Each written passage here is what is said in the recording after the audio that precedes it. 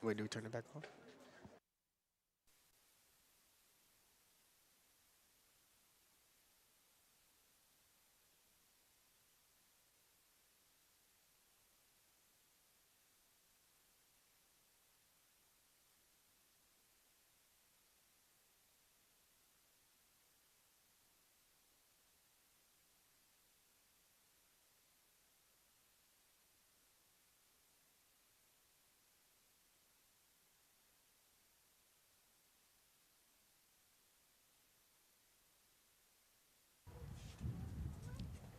Hello and welcome everyone to today's Lancer Studios production. Well, we are here live at Robinson Stadium for tonight's matchup between the Pasadena Lancers and the Bakersfield Renegades.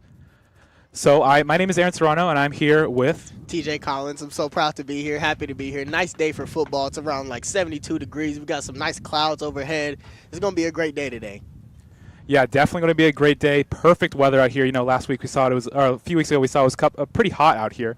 But it's going to be a different change of pace. But before we get on with the game, let's go down to a sideline interview with Mariana Cardenas, who is out there with Coach Tucker of the Pasadena Lancers. Hi, my name is Mariana Cardenas, and I am with the head coach, Robert Tucker. Coach, your team came back strong in the second half against College of the Canyons. How can that energy help tonight? Well, I think first off, I think we have to be able to learn from each experience that we had. We went up to College of the Canyons, and I felt like we started slow. So we talked a lot about this week, like how do you start fast, and how do you what does that really mean? Because we got really good kids. They're going to give a great effort, but we have to start fast for our communication, start fast with adjusting to their speed, the speed of the game.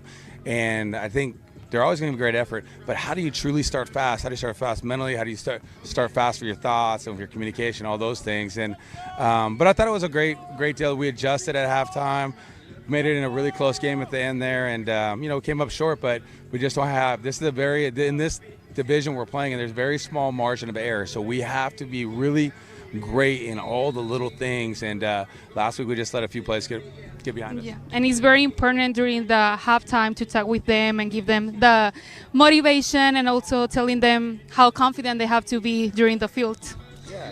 Yeah, without a doubt, I think a big thing for us, we got to breathe confidence into these guys and let them know it's not a bunch of big things if they get some plays on. It's just little small things. How do we tighten up? How do we be a little bit more efficient with what we're doing, whether it's offensively, defensively, even special teams wise? How do we do it a little bit better?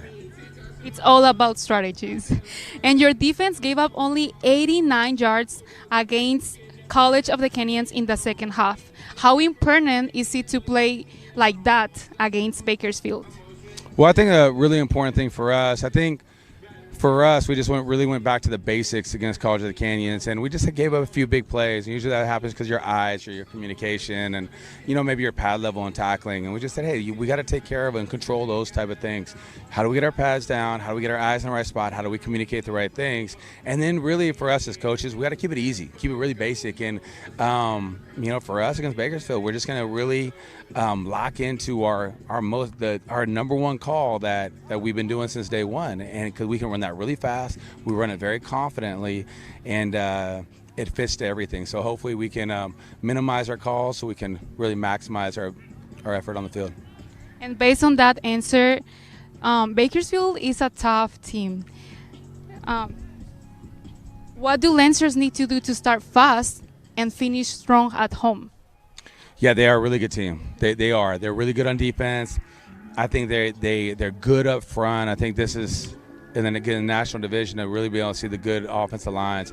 Really good offensive lines, big backs, strong backs. Start fast, we just got to go back to our fundamentals. We have these things called 4 S's. And the 4 S's, the first one stands for strike, which is how we tackle. We got to tackle low. We got to be aggressive. The other one's snatch, how we catch the ball. We can't have any drop passes, but we got to attack the ball in the air and not let the ball come to us and body catch. The other one's secure. We got to hold on to the ball. Make sure that we really double in trouble, we talk about, and really secure the ball. We can't give the ball back to them. And the other one's swipe. And swipe is us being, being able to cause fumbles or get deflections and being disruptive to the quarterback. So really we talk about our 4 fundamentals all week long, especially on Mondays. If we do really well in our fundamentals, our 4 S's, we'll have a lot of success tonight. And that's important to practice every day and tell them how confident they have to be in the field during the week. So I'm pretty confident of how will be a such success today. Absolutely. Looking forward to it, and thank you so much. First, go Lancers!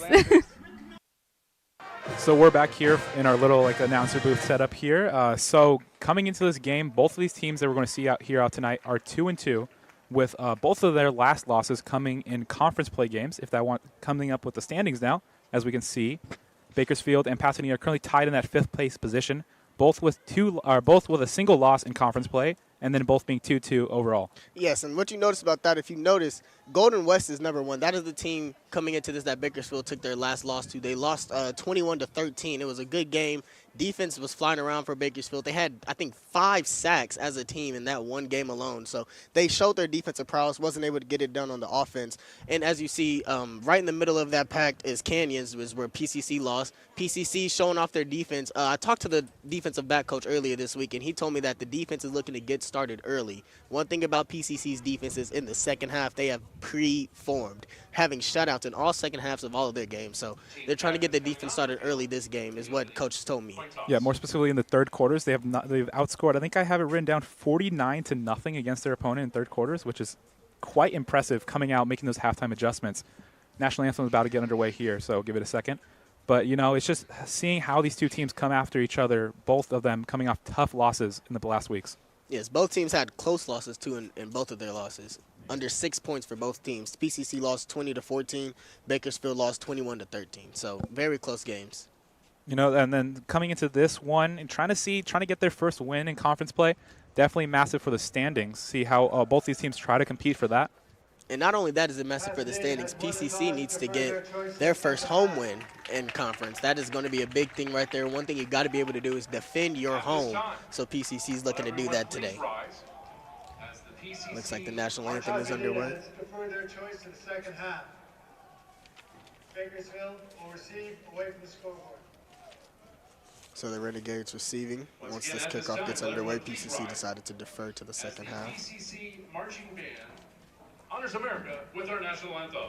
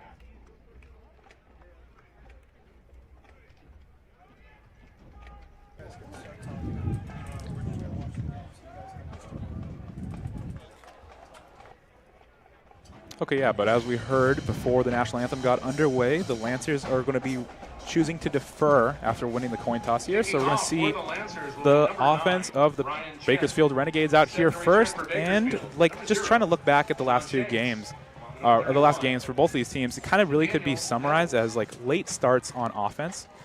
So trying to see how both these teams try to get out of the beginning of this one, try to start off with some points on the board. Both of these teams allowing big first quarters for their opponents. So indeed, starting was going to be a big thing for both teams. Bakersfield was unable to finish last game. They had 2 fumbles between both of their running backs, their primary backers, and that's something you cannot have. So they're looking today to try to start off on offense. But PCC, like I said, is here to defend home. They're like that pit bull dog across the way that's been barking outside the gate. Well, now somebody's inside. We got to see what they're going to do. Here's the kick is up and going to be receiving that one out there for Bakersfield. It's going to be a fair catch.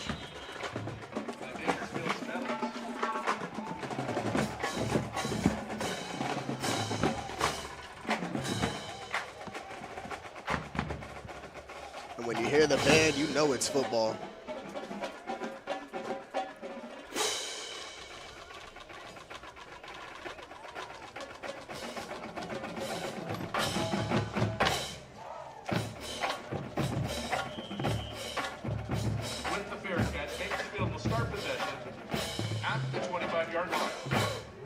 Woods, the quarterback for Bakersfield, coming off 18 of 31, 185 yards passing last game.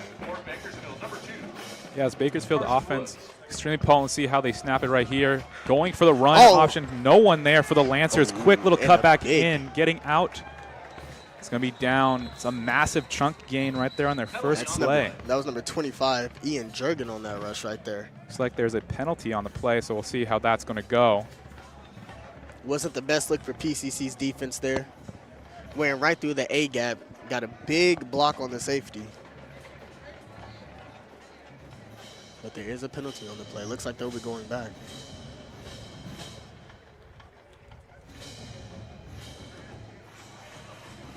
Holding. Offense, number 81, 10-yard penalty. Repeat, first down. So 10-yard penalty on Bakersfield. Going to push them back, or take that run out of the record book. Credit the running back, Ian Jernigan, with a 6-yard carry. So it's going to go down as a 6-yard carry for the running back, but it's still going to have a field position out there around the 30-yard line for Bakersfield. Double running back set. It's going to be a nice RPO. After missing the first little tackle right there, it's going to be out around the 35. So pass completed to number 31, to Daniel Nettles. He's Daniel Nettles on that. By the Lancers number 1, Gabriel Suleiman. No gain on the play. So that's what you want to see from PCC coming out early. You want to see heads flying to the ball. That was an RPO right there. Tried to fool the defense with the run. And they hit the running back right out in the flats.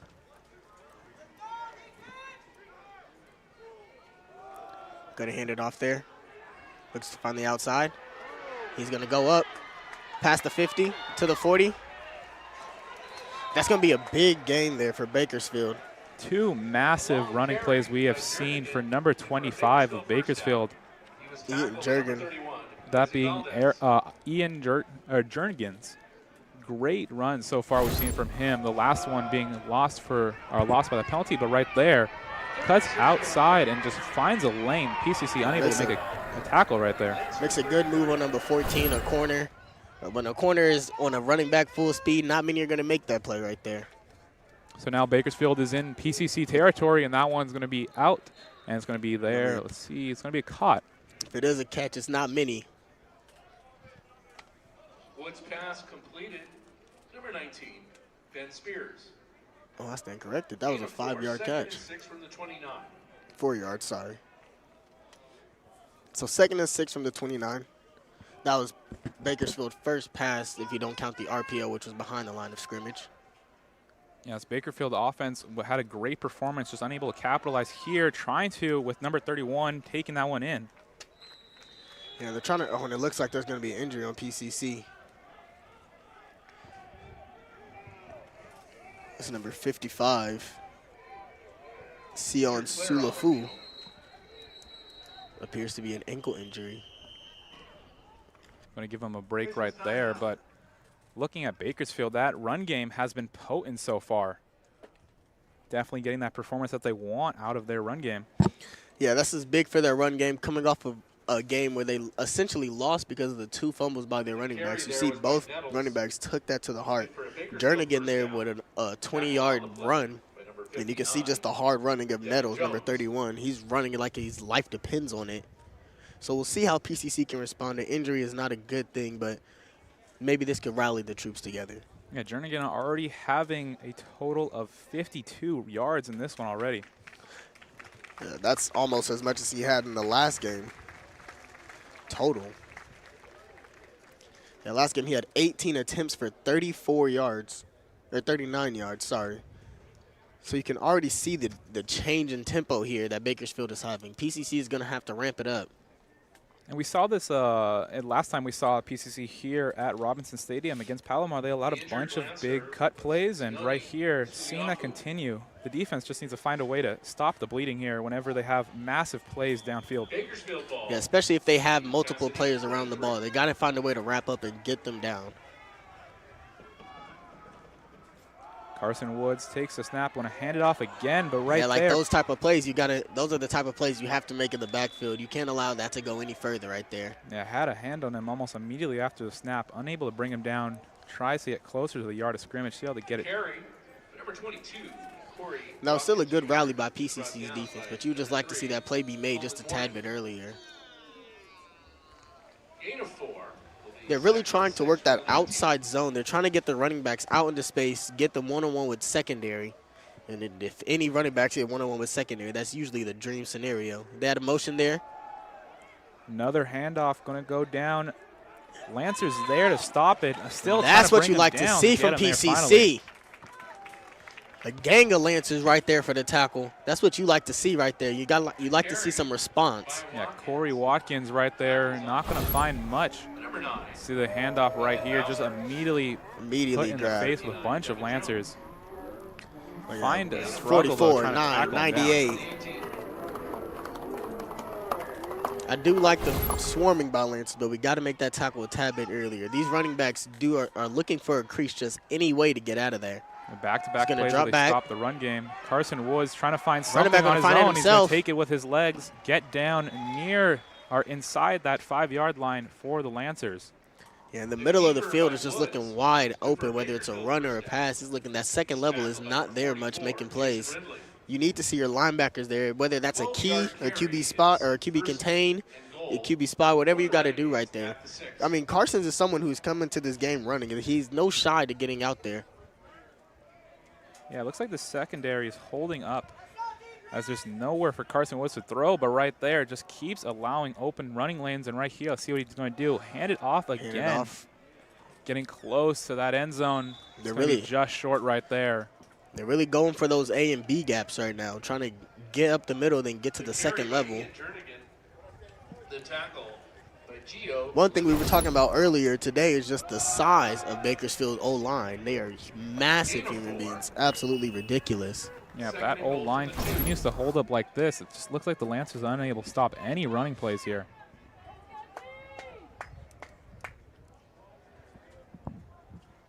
High snap, goes over the QB's head.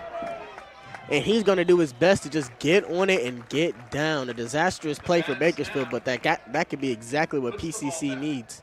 Yeah, massive mistake right there. That's what we saw. Bakersfield actually committed a bunch of last week when they played.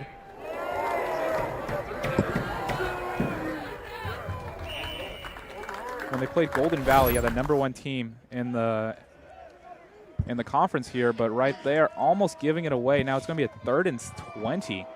I think it's 3rd and goal even. I think they 3rd have and goal, to score here. Long distance here, trying to see what they can do. And they do a screenplay. And he's just, see, things like that you can't allow as PCC. You got to be able to wrap up, and you have to be able to tackle. Yeah, Lancers continuing to just unable to bring down any guy they make face-to-face contact with. Something that needs to change if they're trying to make some stops here. But it's going to bring out the special teams for Bakersfield, and we were talking about him earlier, the kicker for Bakersfield. Yes. Carlos Villa, he is a big guy out there. Yeah, he is a huge kicker with a huge leg. He hasn't missed a single field goal this year. I'm not knocking on wood. We're trying to jinx him a little bit here. You know, we're rooting for PCC. See how he takes this one. Nice Kick snap, is going to be nice up. kick. And it's blocked. Yeah, you That's cursed, what you. cursed them right there. That's going to Hey. be a block kick. First miss for Carlos Villa of the year. Hey, man. That block kicked right there. That's just PCC power right there. I had nothing to do with that. That had nothing to do with me. Shout out to PCC. That's what you like to see out of the defense. Bend but don't break defense could be the way they win this game. Both teams have struggled on third down and in the red zone, both 40% around on third down. So whoever wins third down essentially will win this game.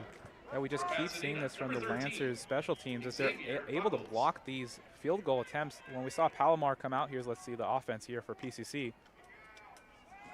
It's going to be Buckles at nice center, little. and then right there. Okay, I like that, a little RPO bubble there. The lateral. So this is an interesting point that we were looking at, is who is going to get a majority of the snaps for PCC. We saw against Palomar, Grizel went down with an injury, and then Buckles took over that second half where they ended up coming away with the win. Buckles here, after the last week, saw a little mixture. Buckles had most of the snaps, and here he continues to be the helm of this offense. See how he controls it here. Yes, Buckles is a great player, but just coming off of a, and you see it right there, he's a great player who can make great reads. He's coming off of a slightly bad game. He threw for a touchdown, but also threw for 2 interceptions, 20 for 37, 191 yards. They did end up putting Grizzle in like you were talking about. He also threw an interception and threw a touchdown. But that's what you like to see early. You like to see your quarterback connecting with your receivers out in space. That's number 8, Aiden Woods right there. Aiden Wood getting out in open space on that out route. So this game is still 0-0, 7:40 on the clock. They're sent some blitz. They sent some contact heat on there. him, but just that out pass not going to go anywhere for the Lancers, and it's going to be 3rd and short once again. Now, one thing you do want to do is set up your third downs. That's how you get better at it. They're 40% on third down, like I was saying. But one way you can fix that is by getting better on second down. And it looks like they're trying to do that here with the 3rd and 1. Try to get something just nice and slight. You see this pump fake. You don't want to pump fake on this screen. That is how you set them up right there. Yeah, that one went down for a single-yard loss, so 4th and 2. Looks like they're just going to be waving the white flag with a punt here. The PCC has went for it on 4th down. They've been 100% on 4th downs actually this year. That punt's going to go out at around the 40 or the 38-yard line right there. That one actually getting Robert out there, who's with our Lancer Studio crew on the handheld camera. I hope Robert's okay, man. Yeah, he's good. Had a little kick on it, but PCC, their offense so far, not the best showing. We saw that one good connection for a pass, but then back-to-back plays just being stopped.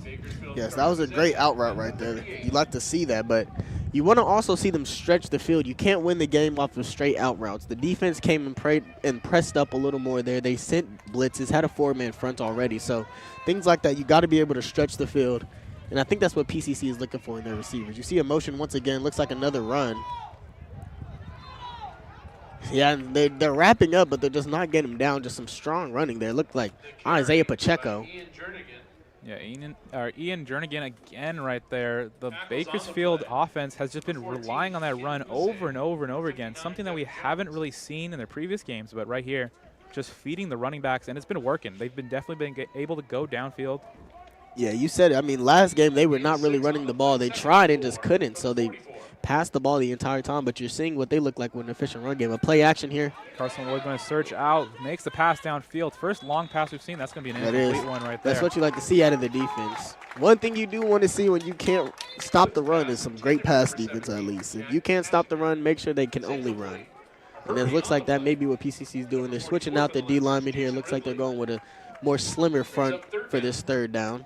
Yeah, great performance right there by the Lancers to try to push Carson Woods out of the pocket, make him have to try to look downfield, and right there, nothing not working for him. It's going to be 3rd and 4. Like I said, both teams are not the greatest on 3rd down, so we'll see here. They're going to go with another outside run there. And he's going to And get they're just it gonna right feed there. the beast. Lancers just He's unable gonna to keep get a running. hand on him. He still goes all the way into Lancers territory. That's a great run They right got there. that man looking like Marshawn Lynch out there. He's already over his last game's total already. I mean, look at it. Takes the handoff, one cut, gets up, gets off a 0, stiff arms 31, stays up on his feet. Let Saquon Barkley do that, folks. You'll see that on ESPN Top 100 100 times a day. And Jenigan just can't be stopped right here. And they're going after that outside zone, trying to get those matchups. And again, they're bringing in a heavy front. 42 has been in most of the plays. He's been motioning. He's been blocking, pass blocking. Look, he pass blocks once more. Carson Wood going deep for the deep ball. To find something. It's going to be a lot of contact right blocked, there. Almost intercepted. Good coverage right there. Whole lot of contact we saw right there. The pass by Carson Woods. 31 on the coverage, Desi Valdez. Great coverage there. Almost got the interception, but you know what they say about DBs. If they could catch the ball, they played receiver. So. Yeah, we've seen. So whenever the Renegades are unable to go out, their pass game so far has not been working that well for them. And you're going to have to make sure the pass game's not working because they're running it at will, essentially. And look, they go for the little draw play right there. That's a great way to stay home. Yeah, that might what be an effort. Number 44, Jason Ridley. What an effort right there to stay on the outside. You can't give up the outside edge. He just made him keep pushing it, use the sideline as your friend, and just great overall play by the DN. So great stop right there, forcing a 3rd and long for Bakersfield. They switched up their fullback. They're bringing number 87. PCC needs a stop right here just to avoid anything. Like and they're it's going to go with a screen, possibly. Out once again to number 31.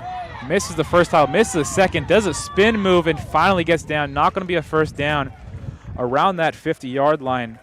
Number 31 for Bakersfield with the ball. That's going to be Nettles.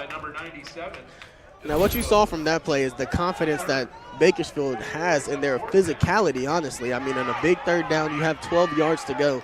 You throw a screen pass out to your running back. That is very bold to do, even if Jernigan was still in the game, even though it was Nettles. That's a big thing to do, and you see he's still got a good gain of around 4 right there. So they're going to have to increase the physicality if they're going to want to win this football game.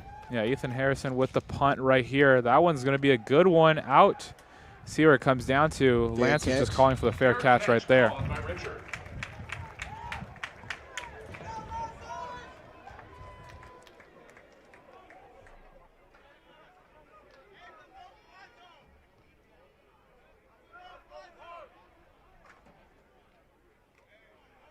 Oh.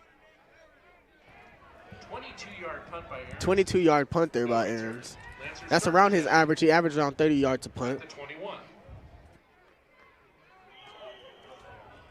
So he averages around 30 yards to punt. That's going to bring the PCC offense back out there. They're going to start off with a little run. Looks like it was going to be a read option. Decided to hand it off. That's Noah Triplett. Yeah, Noah Triplett. We haven't seen him perform much in the losses. Pasadena being held under 100 yards in each of their losses, but in the wins, that's when they really get the run game going. So if we are able to see them start that off, it really helps Buckles under center. See right here with the snap, going to hand it off once again, and right there, and you trying see to Buckles find kept it, and he's going to fumble, and Buckles has lost the ball. Oh, I got tricked right there, and then Buckles held it onto it. The baby dropped the bottle, it looks like. And that's going to be Bakersfield ball. That's what we saw Bakersfield do a lot of last week. They had 2 fumbles on key possessions, and Pasadena right there just handing it off, giving Bakersfield great field position. Let's see that play right there.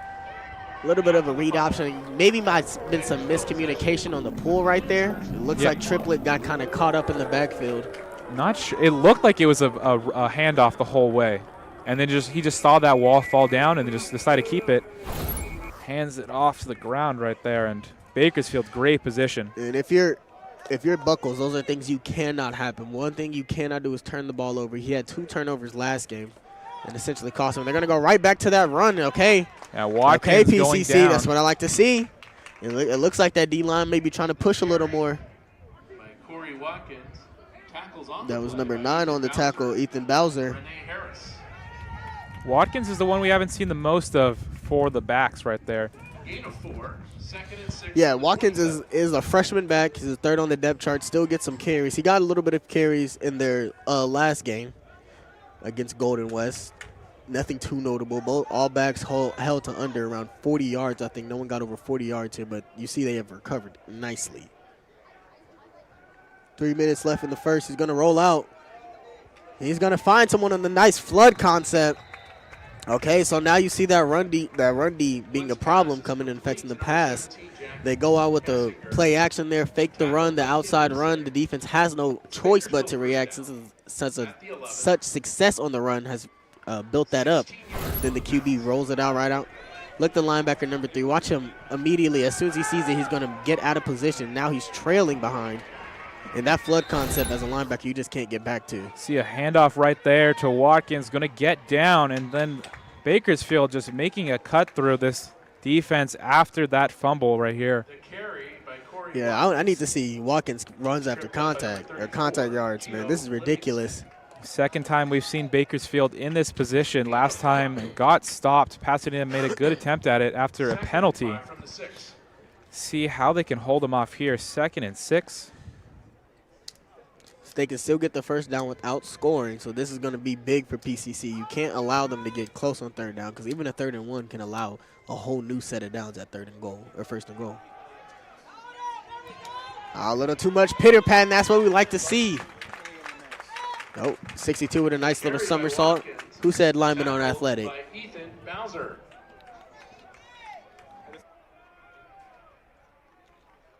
All right, that's Ethan Bowser once again on that tackle. And you see 22, he's pitter-pattering around. That's great when they have holes for you, but if the defense is closing up like they will on the goal line, that is a recipe for disaster. Big 3rd and 4 right here for Bakersfield, and then for this Lancers defense just trying to make a stop. Back-to-back stops in this red zone ever Bakersfield, that would be massive for the Lancers. Another outside run there. Hey, great tackle right there by the corner. That's what you like. You need to see your corners coming up and making tackles right there. That was number 23 on that tackle. Jonah Vanika coming way down right there. To stop the outside run, you have to have physical corners that can get off a block, that can go and make a play, and that is what you see right there. And look how he attacks low. That's a big thing they need to do on these running backs. These running backs are not the strongest, not the fastest, but man, do they have balance and core strength. And we've noticed that throughout the first quarter. So what they're going to have to do is attack low and wrap up. You can't just send your body at them. That worked right then, but it won't work always. And he's going to make the field goal this time. I didn't jinx him that time, so he's going to make it. So Bakersfield will be up 3-0 with 50 seconds left in the first. So Bakersfield's going to get on the board here first at 3 points. The first time they're actually going to make a kick in tonight's game after that failed first attempt. Yeah, it's only a matter of time before he makes a kick. I mean, unless you block it, he is basically automatic. And that's Carlos Villa for Bakersfield right there. Big kicker right there. Big boot, big leg.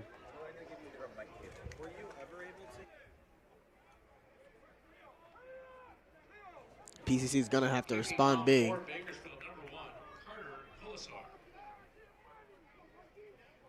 Set to return for the Lancers.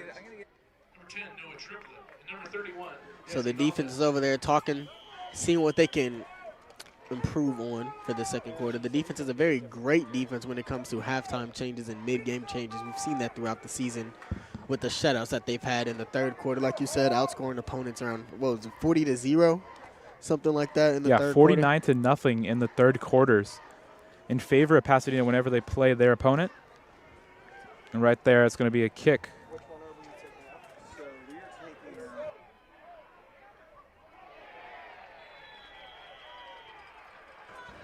And that's not going to be the greatest kick return, but, I mean, you got some yardage. You can't get 100 yards on every play. So now what we need to see from Buckles is when he get out here is a poised version of himself. He looks like he's a very jittery. That first pass to the out route looked nice, but then on the run, you see him just kind of jittery. The defense got in his face. He didn't really know what to do on the blitz.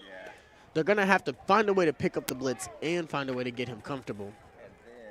They brought a fullback in this set. In the pistol formation. Buckles going to hand off. 10, he's rumbling, bumbling. All right. Noah Triplett trying to get something started. Doing his best Cam Scatterboo impression right now. Must be something in the water. These running backs are playing amazing right now. The yards after contact are insane. Look at that. Gets wrapped up by 1. See, and the tackle by 9 is really what you're looking for as a defensive coordinator. The arm tackles have not worked for either team right now. So motion by 0 in the trips formation. He's going to motion back out. Lance is just trying to find Pass. something here. Not going to. Buckle's Oh, gonna big scramble. pressure right there. Trying to escape the pocket. He's going to get the first on his legs. Trying to make up right there for the fumble. And that's what you like to see out of Buckles. Like I said, you want to see more poise out of him. Right there, he poised. He went through his first read, second read, third read. Felt the pressure coming from the right, rolled out on a nice little wrap around, I call it, as a quarterback. He wrapped around the defense there, got the edge, held on to the ball with 2 hands, and got the first, is what you like to see. So that is the end of the first quarter. Bakersfield up 3-0. It's never over for Pasadena with their defense the way it is. So you know they're ready for some changes. Offensive coordinator right there talking to Buckles and everyone else.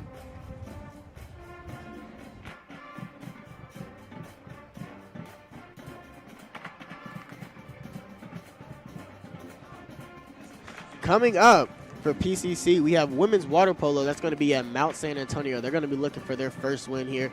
Women's volleyball versus Los Angeles City. That's going to be here at PCC. Got to go check out the women's volleyball. They're doing great this season. The women's soccer and men's soccer are both going to with men's soccer at Bakersfield, women's soccer at El Camino, and women's volleyball will be back, or be at Rio Hondo, on October 3rd. Both volleyball, all sports right now for PCC are thriving. Volleyball, soccer, women's soccer, men's soccer, they're all doing great right now. The women's soccer is ranked, I think, 12th in the country right now, or in the state.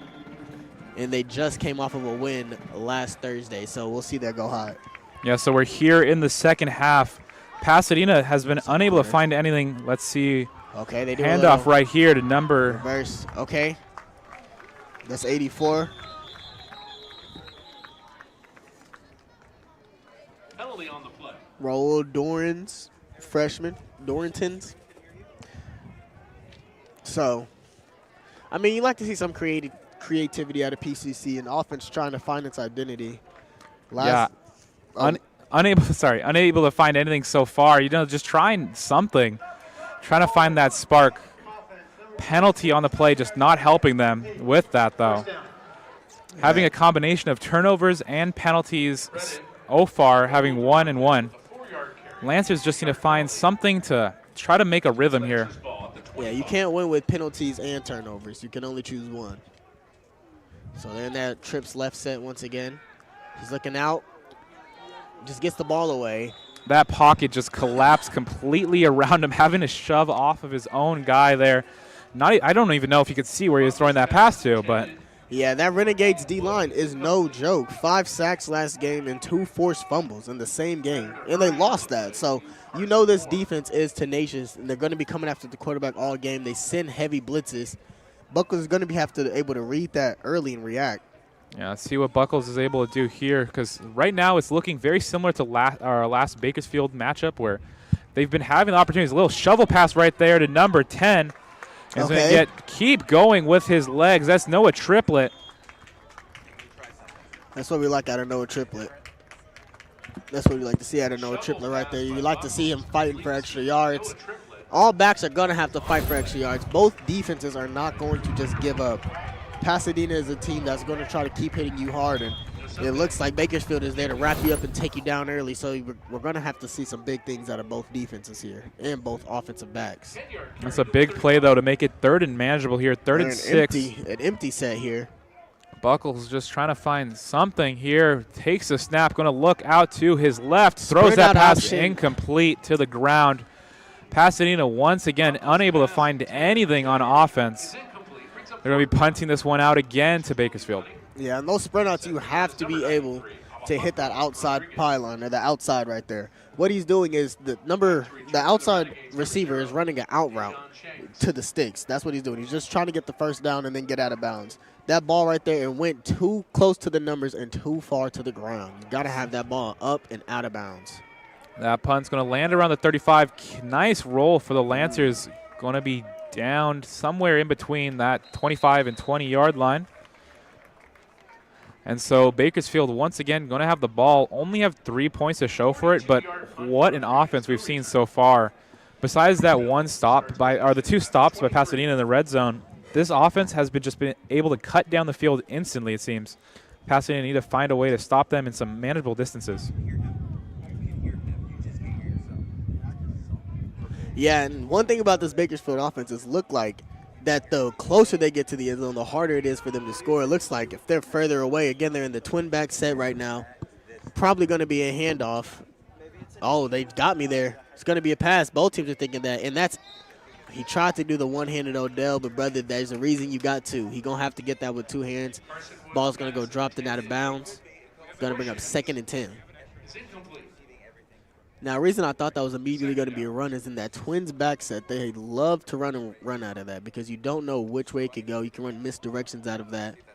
They're trying to run the ball any means possible. A gap, B gap, outside, whatever they got to do. See, look, just right there. Going straight against that run play, but Pasadena actually making a stop right there. That's what we like to see. Pasadena has to find a way to react to the ball when they're in that little misdirection 2-back set. You got to find the ball. You got to go see the ball, be the ball every time. That's what you like to see at a PCC.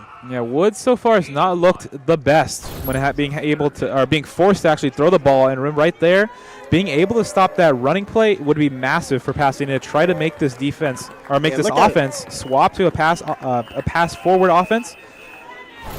Might be the way that Pasadena needs to try to look towards this one. 59 just came in there. Okay, they're going to drop back. He's going to launch it, and he's finding holes in the defense. Yeah, and then right there, that secondary just leaving a massive gap for Pasadena. And the pocket for Bakersfield was holding up like a wall. Yeah, you got to get some D-line pressure there. That was way too long for him to be able to sit in the pocket comfortably. You would like to see some pressure out of there. The way that they have Buckles running out when we're on offense, you would like PCC to do the same. Quickly back on it.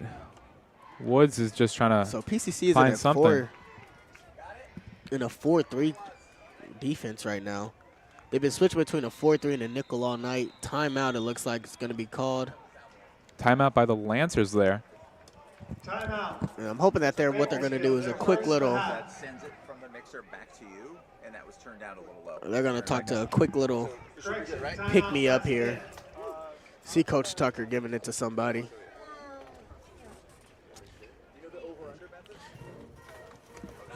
And coming up is the Real Women's Film Festival here at PCC on Thursday, October 2nd at 6 p.m. in the Westerbeck Hall. PCC's Visual and Media Studies Division proudly presents Real Women. There will be a screening of several women-directed short films, followed by a Q&A with the film directors. Admission is free, and just scan the QR code on the screen to register. And definitely a bunch of interesting names right there for some short films. Indeed, I love watching short films. I'm a big short film. Yeah, I can't do long films as much anymore. I fall asleep, you know. You know, last night I don't know why, it's a very random thing that just happened. I fell asleep watching a short film. Well, I watched it, but then after I was like, okay, that's a very fulfilling way to end the night. It is, because you finished your movie. That's the main thing about it. I never get to finish my movies, man. It's a pretty interesting film. It's going to be drop back right there by Carson. He's going to try to climb the defense. And that was a decent little run to get out of bounds and get the first. Or, sorry, not the first. The 5 yards, 2nd and 5. Now, Carson Wood is not afraid to use his legs. Yeah, the run has been very impressive for Bakersfield. And then when you have the quarterback being able to do that as well, definitely something that's impressive. See right here, 2nd and 6. Yeah, you can't let everybody run on you. Then you a doormat. And then right there. Okay, that's what we like to see. Oh, a little pushing. Hey, I'm not against no pushing and shoving over here. You know, especially in the game where it's physical, they're going to try to run the ball. Sometimes you need somebody to go and push and shove right there. You know, sometimes you need the dominant two to step up and do some things for you. Yeah, if you need that spark somehow, having some little tempers flare, at least as long as you're not getting flagged for it or anything. Definitely, like there's nothing bad to having some energy in this defense. Defense definitely going to need it though. This is a big stop right here. It's going to be a huge 3rd down, 3rd and 4. And that twin back set once again and again. They're going to run it. I'm telling you, they love to run it out of that twin backs. Oh, my God. Once again, what we keep seeing over and over again here, Pasadena, they keep making that initial contact at the line, but unable to make any plays efficiently here. Yeah, they're not breaking down. They're not wrapping up. That's how you get broke on the 50 like that. I mean, as a corner, you should never have your ankles down at the 50. You should always have them on your legs. You know what I mean? So you getting broken down, you got to break down there, watch the hips, shoot at the legs. See, PCC's just going for big hits and collateral plays, and that just will not get you the finish with these powerful backs. So Bakersfield once again with a new set of again, downs. I'm telling hand you, it off once again. They Big love that double right back there, A gap. but continuing to push for yards. We're seeing Bakersfield continues to get those additional yardage after initial contact. Yeah, I think even the short yardage is still wearing down PCC, because even though they may be getting 4 yards, 2 yards, 3 yards, that is wearing down the defensive line. As a D-line, that is essentially, that feels like a tush push for the D-line right there. Yeah, you see Nettles right there had a guy on him the entire way of his run and then still fighting for yards. Actually took 4 guys to bring him down. Yeah, I noticed he's covering the ball with 2 hands. He's not trying to fumble again. They're in that pistol formation, 87. This could be a pass. Woods drops back, going to hand it off. Woo! And massive cut. Oh, dude my right God. there. What can we say Good about Lord. the run game right now for Bakersfield? That is Jernigan. Jernigan right there jumps over a man. An absolute hurdle. See right there, he's tapping on his head, And he made a quick move in the hole to get outside. And as a safety, that is just the last thing you want to see, is a man going over your head. Now look at the quick move right here. Pop-pow. Get out of there. Get gone. Hurdle. Oh, my goodness. Now, we are very lucky that the corner number 2 was there. That number 2 was there because, Lord have mercy, Greg Halado on that tackle. Pasadena needs to find some rhythm here on defense. They keep making some nice plays at the line, but then unable to make anything out of it. Woods throws for the pass, and then nice little tackle right there to prevent a touchdown. But Bakersfield is in amazing position. Yeah, and PCC looks like they're running a lot of zones. Passenger right there, number 17, with that catch, and it's going to be out there at the 3-yard line for the Lancers. Now, the best thing PCC has is that Bakersfield is actually close to the line of scrimmage, or to the goal line, so they may not score. The red zone defense for PCC has been elite so far. So the closer they get, it actually becomes harder for them to score. For Bakersfield. It's about squeezing in that defense. There's less yards or less position for each defensive member to be. Yes. And so far it's been benefiting Pasadena. Here we've seen 2 back-to-back red zone defensive performances here. On the 3rd time around, is it going to be the 3rd time's a charm for Bakersfield, though? Let's see what they are able to do. And they're going to call a timeout. One thing I would be watching if I'm PCC is the double back, a fake handoff, quick out, something like that. You can't fully sell out on the run because in a short scenario, it is harder to throw the ball. But if you can get the entire defense to go with you, you can easily get that ball out to the right spot, which Woods has been doing so far. You saw that with the nice, I think it was around 10-yard catch to number 17. So he's been dissecting the zone really well here. PCC is going to have to find a way to mix in some heat there. They got to get it hot in the kitchen, turn the stove up. I'm going to see what Bakersfield goes to, and then what is the response by Pasadena on defense. See Coach Tucker right there still trying to hype up his guys. Has not been the best showing that we've seen from the defense here tonight. Yeah, it's not good. What you don't like to see from PCC is the D-line getting pushed back and the corners not being able to make a tackle. I mean, right now they couldn't tackle a fish in a bucket. It'd be tragic out there. So you're going to need to see the physicality get up and get more intense for PCC. They cannot come out being flat like they have. Carson Woods going to start right over center, has the 2 men in the backfield, going to hand it off. Straight handoff, A gap. Telling you, they are loving that A and B gap right now. Still just going to be short, it seems, going to be 2 yards short of the touchdown. They have their entire O-line is sophomores for Bakersfield, so that may be one reason they work well together. Yeah, we see Watkins right there just unable to find the end zone, but again, Pasadena holding up in these tough positions. Need another one here. It would be interesting to see if they go for it on 4th down. But right now, live in the moment, 3rd down for Bakersfield. Well, Bakersfield has actually been not that great on 4th down so far. I think they're around 2 for 4, something like that, 50%, which they roll out. Like I said, that rollout is something that they have to watch out for, especially on that 3rd down.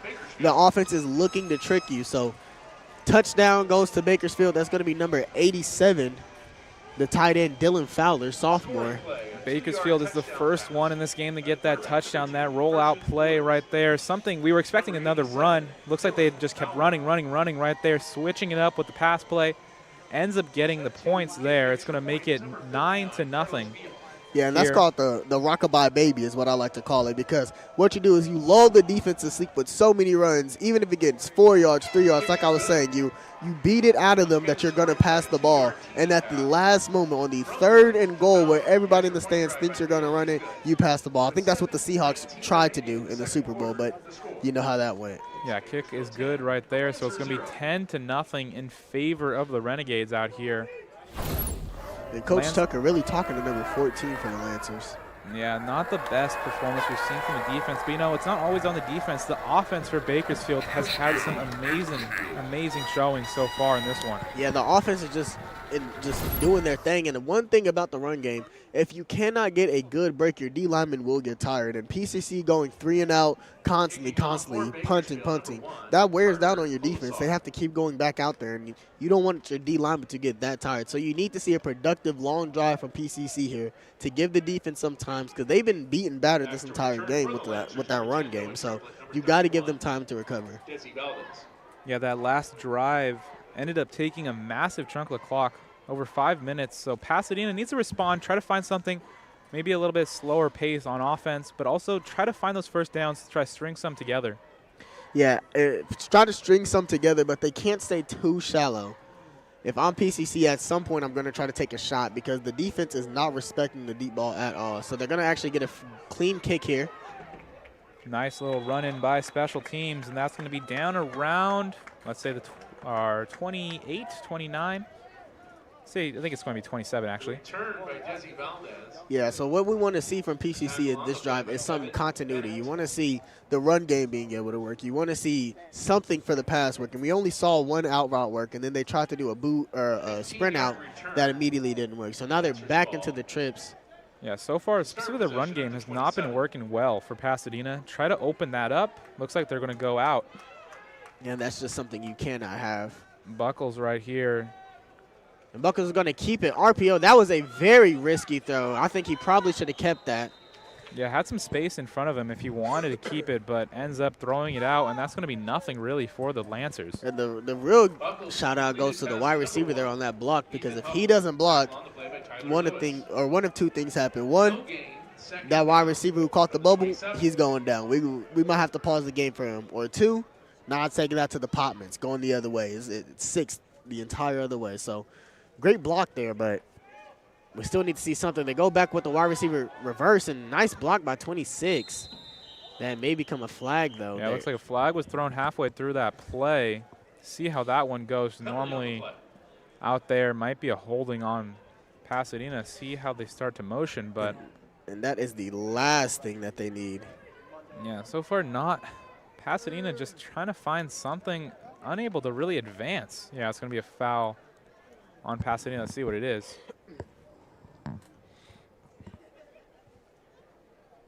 Yeah, holding on Pasadena. So that's not what you like to see. Holding. Offense. Number 5. 10-yard penalty. Repeat. Take it in. And that's on the receiver right there. Credit Josh Soto with the So that's going to go at the 10-yard holding back -7 right there. And it's going to be second and around 15. So we'll see how PCC can do right here. They're behind the sticks. You're going to have to pass the ball. Let's see what happens. Another sprint out. Flood concept. He looks like he's going to go for it. And it's right there. Intercepted, though. Intercepted. Pasadena unable to find anything. They got Cooper DeJean out there. Intercepted. Bakersfield with a big interception. That's number 21 for Bakersfield. That is going to be Wattenbarger. Wattenbarger? Brock Wattenbarger. Long name, but right there with that long interception. Yeah, that's honestly not the right read right there for Buckles. That you had the safety over top. You see the corner right there. He must have been forcing something, trying to get a big play. And this is not a game where you want to force the big plays. This is a game where both defenses are very good, so you're going to have to make the right read. Same thing that Woods is doing. Woods is making the right read, not forcing anything. They haven't had to hit anything deep because they don't need to. Now let's As see. I say that, they look like That one's skipping it right there in the dirt. It's going to be number 19 was the intended target. That is going to be Ben Spears for Bakersfield, but nothing going to come out of it. You were saying about the offense, or the defense is both being good, not trying to force a massive play here, and then right there, Lancers ended up biting them another costly turnover. That's going to be 2 of them for Pasadena so far tonight. Yeah, when I'm in big play, I didn't mean immediately. I thought that they were going to try to, you know, get some rushes in, get a short pass in. But I guess Buckles had a different thing on his mind there. And the patience out of these Bakersfield running backs is just showing tonight. They're waiting for holes to get formed. Around like a 5-yard gain, and then their running backs just never give up at all. They get that initial contact on their body, just continue to start pushing. 3rd and 7. It's going to be 3rd and 7, actually, so it's going to be a 3-yard gain for number 25.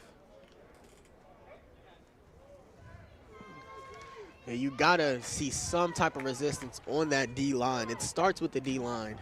We mentioned how the trenches were going to look when they first arrived, but you want to see PCC bringing some heat in, maybe switching up the front, go with the 4-4 there or something.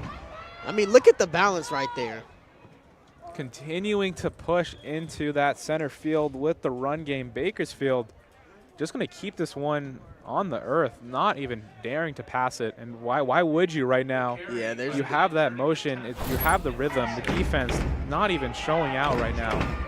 Yeah, the thing that we saw from Bakersfield last game that they weren't able to run, and them not being able to run showed their lack of ability to pass. Now, if we don't take away the run, then they'll just keep running it. Carson Woods is he's been dissecting the defense on zone, just had a couple of bad passes, but he's doing what he has to do. Rollout looks like up to number 31. See, a nice little dump off. That's what you want to see out of your quarterback. Quick little dump off. It's 4th and 1. Get the first down. For a Bakersfield first down. Run out of bounds. And that running is what leads up to those easy play actions, those easy sprint outs, the easy 4th downs. I mean, you have to be able to stop the run. That controls the clock, controls momentum, and just controls the energy of the game. That was one of the notes that I put in actually for the Lancers. Well, I was trying to see if they would open up that run game, as when they've been able to rely on it, it's been opening up a nice offense for them. But right here, we're actually seeing it from Bakersfield. Going to hand it off once again. There you go. Nice actual stop by the Pasadena Lancers. That's number 44, Jason Riley, another one for him. He's really been the only one on the D-line to hold and wrap on when he gets him in the back. So it's going to be a 2nd and 9. Lancers actually getting a nice stop right there, trying to string some together. Let's see a replay of that one. Yeah, look at him just come straight from the left side, goes through the B gap, doesn't go through the C gap there, and slips right through for the inside zone. And we need more of that. We got to see people getting through for that inside zone. Now they come back out in that pistol, number 87. He is a passing tight end. Trying to find he something, goes for something downfield, and just then overthrown. Going to be incomplete right there. Throws it into 3-man coverage. Almost had a guy on him. Woods pass downfield to number 17, Jack Katzinger, is incomplete. But yeah, things like that, you got to be able to make that read as a quarterback. I mean, we're seeing both coordinators call some nice plays for the offense there, but defensive pressure and just quarterback miscues, things like that, they have lined up for both teams. It just seems like Bakersfield is coming out on the better end of that right now. Yeah, 3rd and 9 at the 33-yard line. Bakersfield's going to hand it zone. off once again. That one, Woo! Massive yards right there, trying to push through. That is number 31. I know the DB coach is infuriated right now with what he just saw. If you want the free safety there. Now, credit to the running back, getting out of there with the full speed, great momentum, great spin move. But the safety coming down, you have almost a free shot on him. He's doing the spin move right there.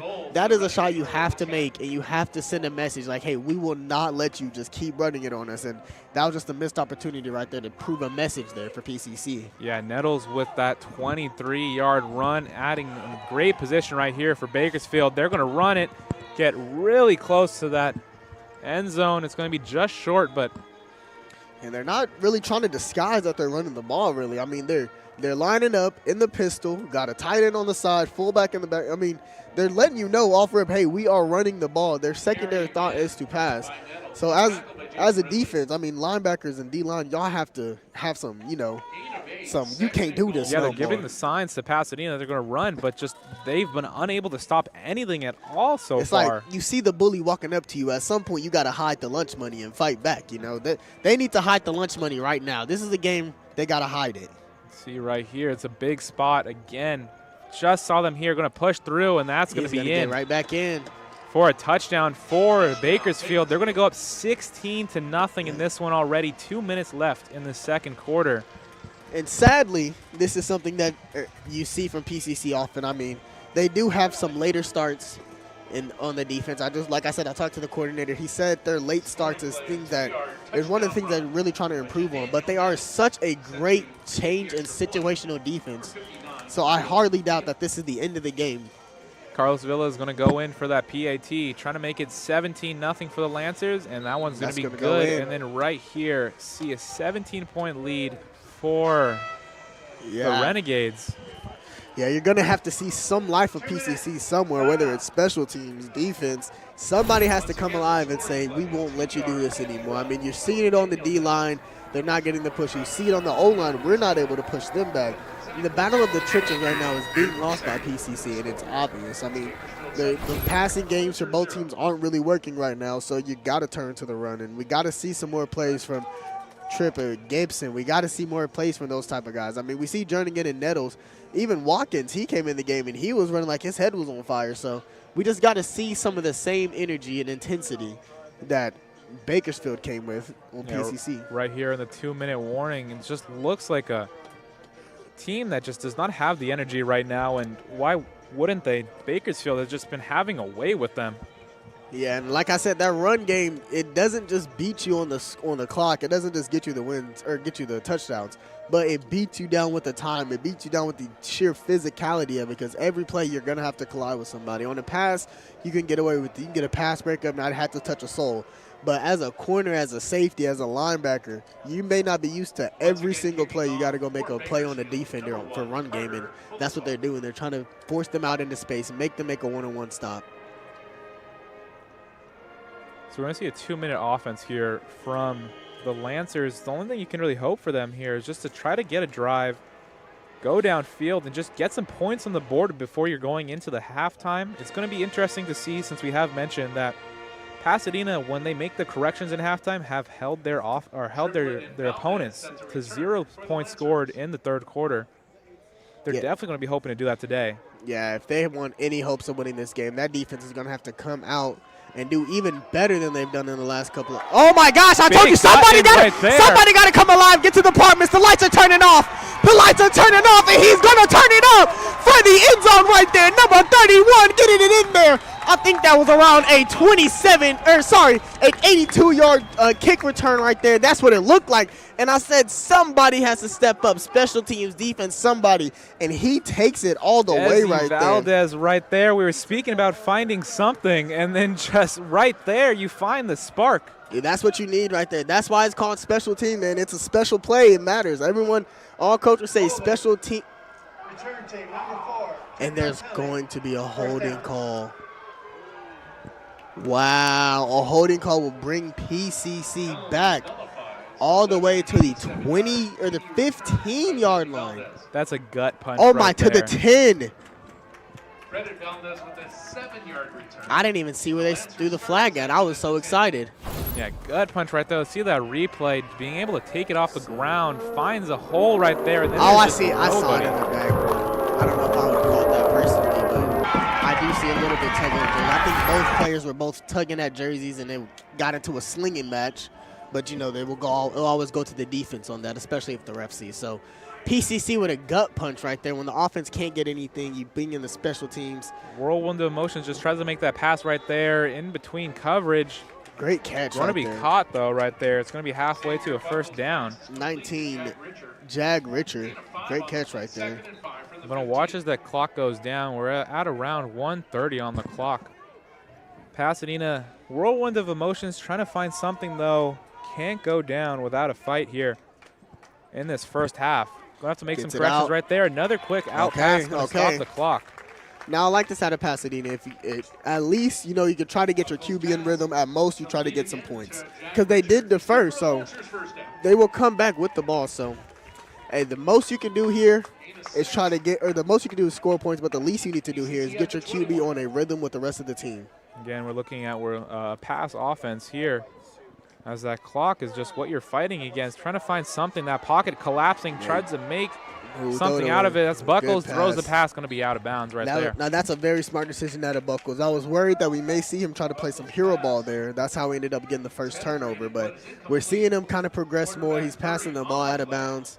That's what you like to see out of a defense or out of an offensive quarterback. Yeah, just realizing if there's nothing there, there's nothing there. Don't try to force it. It's going to take 8 seconds off the clock, but now, one thing I'm not liking about PCC, my bad, they all ran curl routes. Nobody tried to take the top off. I think you got to have at least one person going deep because they're not really respecting. I mean, look where the safeties are playing. The safeties are playing up. They're on the 30 right now, and they essentially got to bomb them. This is a right there. Tries to make a pass over the middle, but just nothing.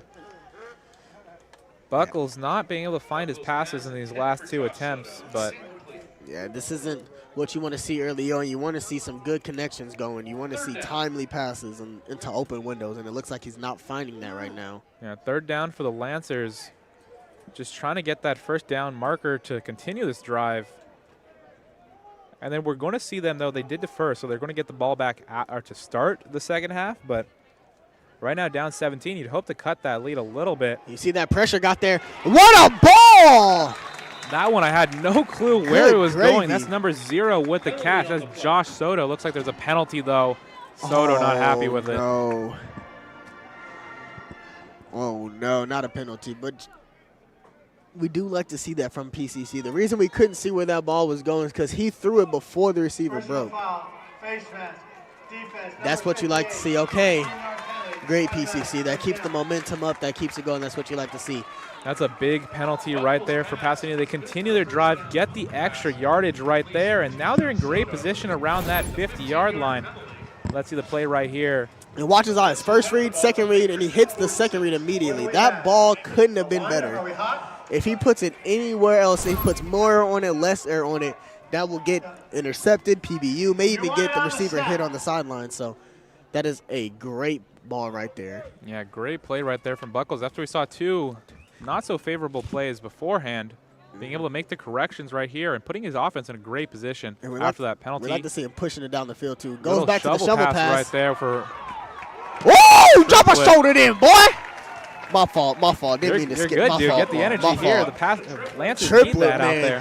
Triplet, man. I told y'all he's doing his best Cam Scatterboo impression right now. That man is dropping his shoulder like Peyton Hills right now. Yeah, this is what the Pasadena Lancers have been searching for right there. Triplet once again going under center. I am liking what I'm seeing out of Triplet, though. Even all today, I've seen him keep running and keep trying to fight through contact. So it's not really Triplet who's been, look at that, makes one miss. Boom! Look at that! Big contact right there, just being able to fight through his defense. Now, if I'm on defense, I'm saying I made the tackle personally. But if I'm on offense, I just ran you over. Okay, pump fake, he throws it. Then I don't know what that was. I don't know, lots of contact right there. Everyone getting that looked like a little bit of PI to me. I'm not entirely sure, but that does stop the clock with 21 seconds left. They still have a chance to at least get 3 here.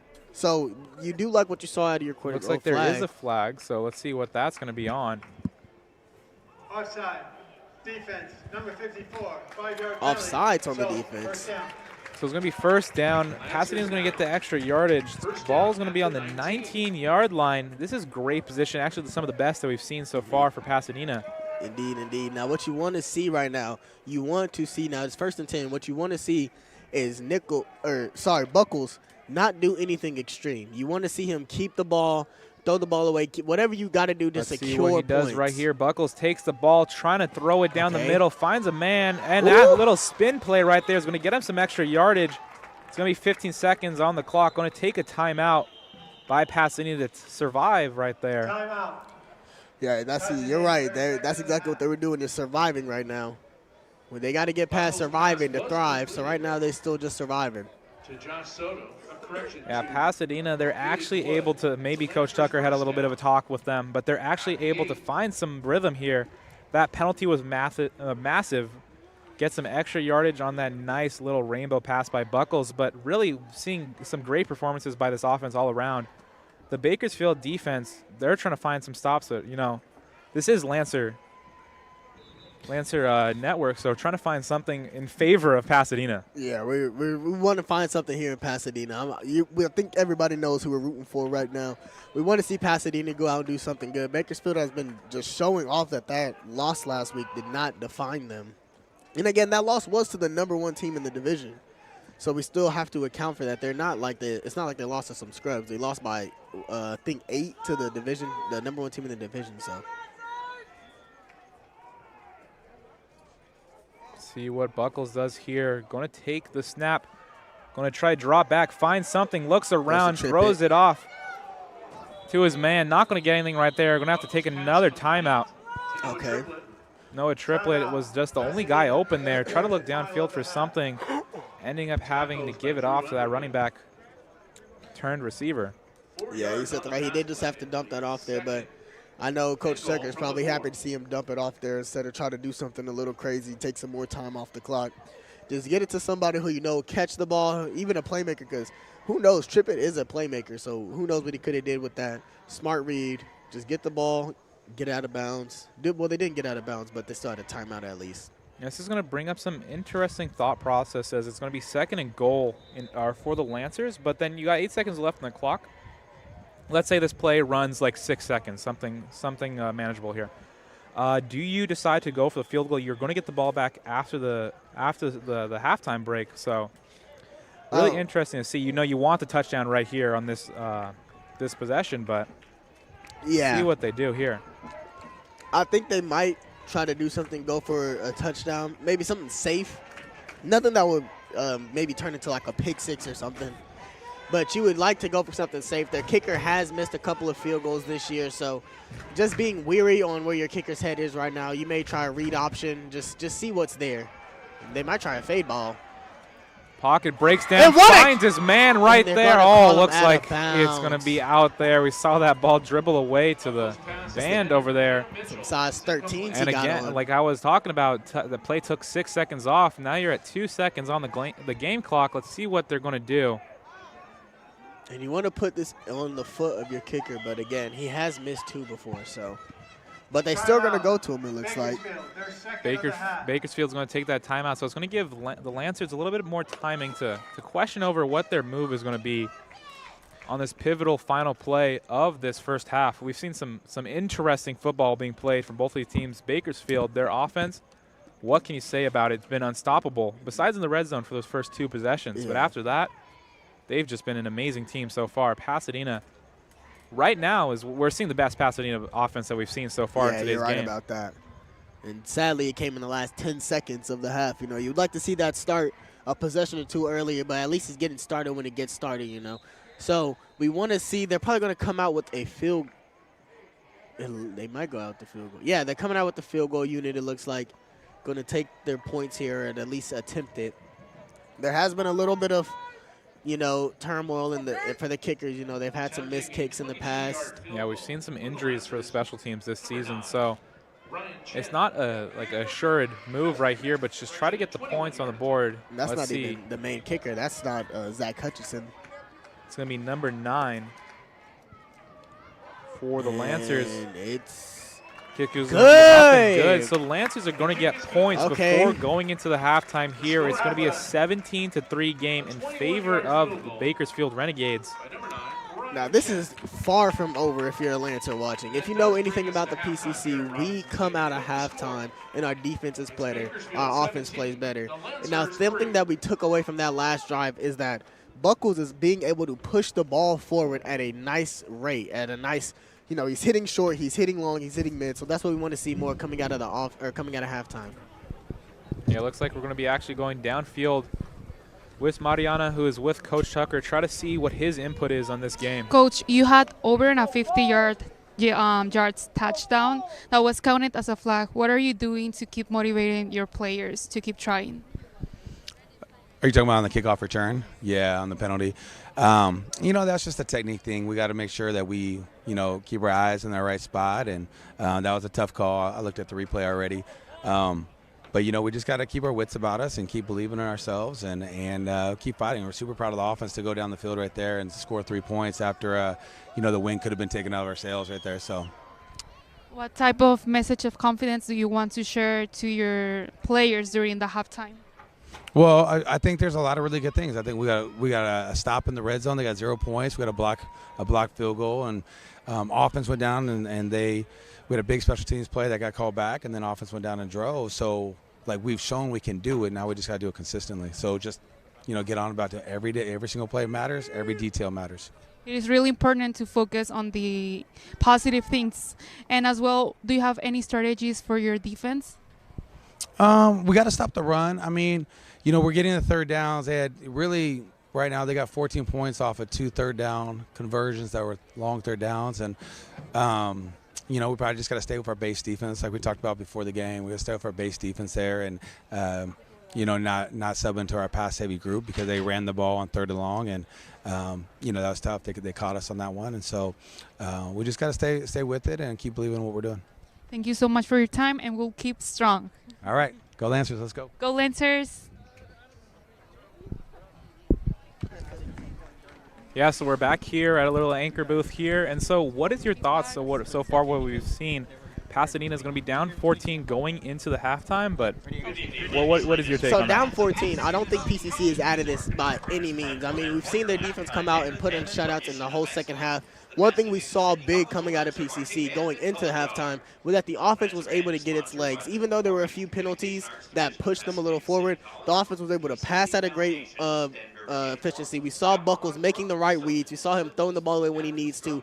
We saw Triplett getting out there, getting the hard and tough runs because that's what the other team is doing right now. Bakersfield is getting the tough runs. I mean, it's not like Pasadena is just laying over and letting them get it. They are fighting for those yards. Yeah, we definitely saw a better performance by the Lancers offense in that last drive. Something that we hope that they are able to continue with on their next half of football.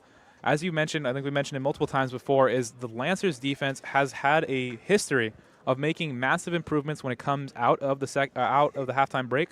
Saw Coach Tucker talking about what's the keys. Stopping the run. That run game by Bakersfield has just been brutal for the Lancers, trying to see if they're able to make that stop.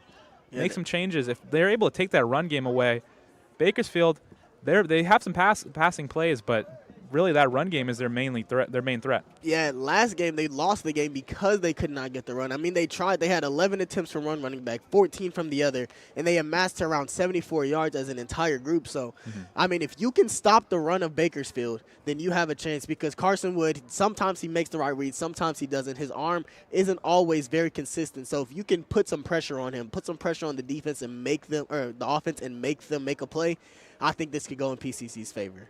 Yeah, we're all just going to have to see. So we have the halftime break right now. Take some time. We're going to have a performance by our students here at PCC. So it's going to be interesting to see that, but we're also going to be looking forward to that second half here of football. My name is Aaron Serrano. I'm TJ Collins. Make sure to just take a seat, and we'll be back here in just a moment.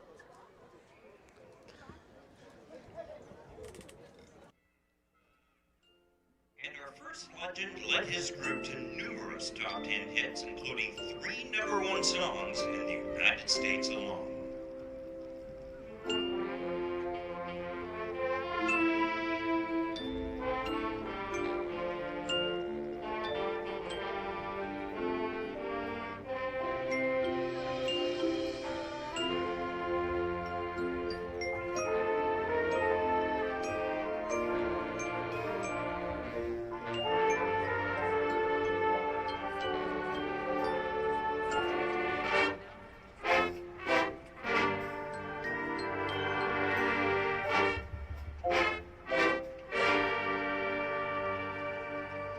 This is the tradition of excellence with Queen.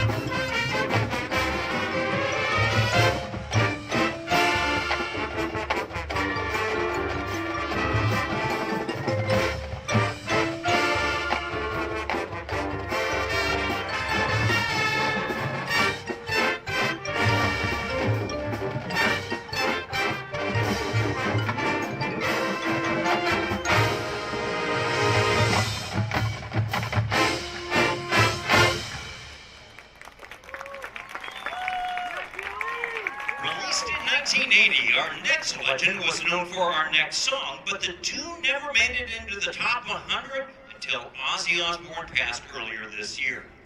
Here's Crazy Train.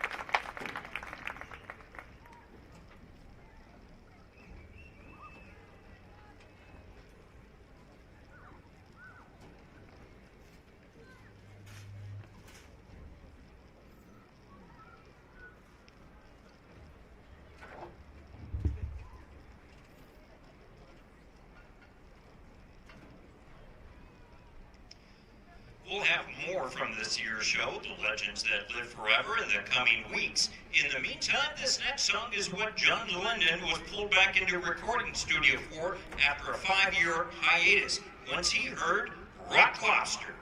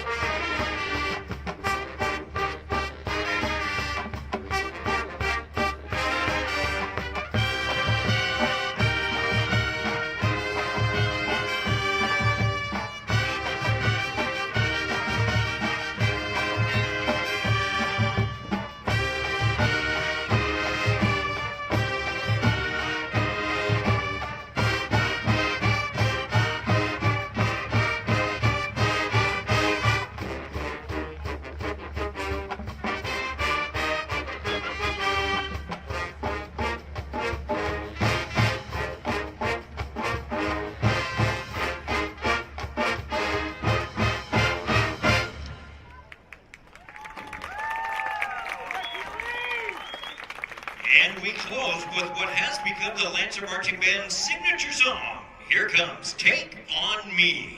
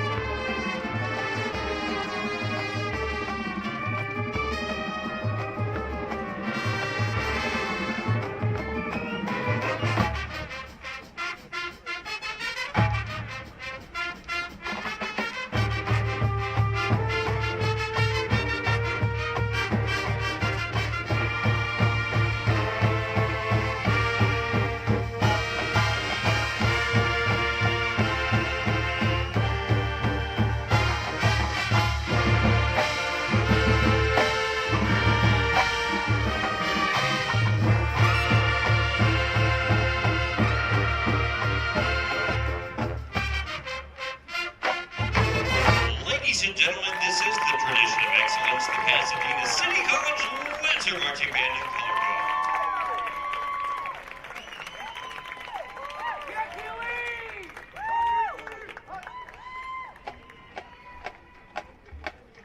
The PCC Lancer Band is under the direction of Dr. Peter Huerta, Assistant Director and Percussion Director, Tad Carpenter, Uniform Manager is Declan Cowan, Equipment Manager, Social Media Manager Kevin Dang, Historian Alfredo Garcia, Percussion Staff Aaron Vaughn, Jay Fernando Diaz, Dimitri McLean, Daniel LaFrance, and Grant Hilbert. Color guard staff Dr. Deborah Seeley, Leslie Valle, Enrique Miramontes Jr., and Josh Aquino. Visual support staff Esteban De Leon, Jonathan Kent, and Brad De La Garza. Musical arrangements by Rock McNaughton. Percussion arrangements by Tad Carpenter. PCC Division Dean is Dr. Solomon Cross. For the tradition of excellence, I'm Clark Macy. Thank you.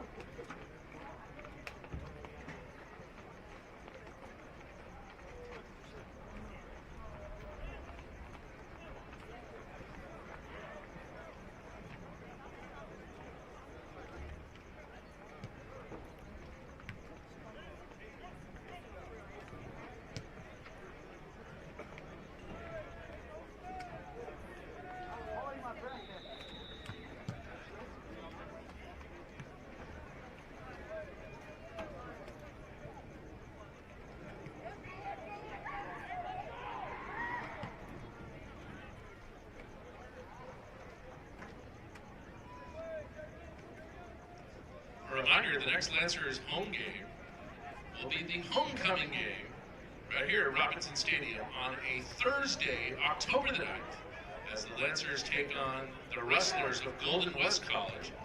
6 p.m. kickoff. Homecoming, Thursday, October the 9th.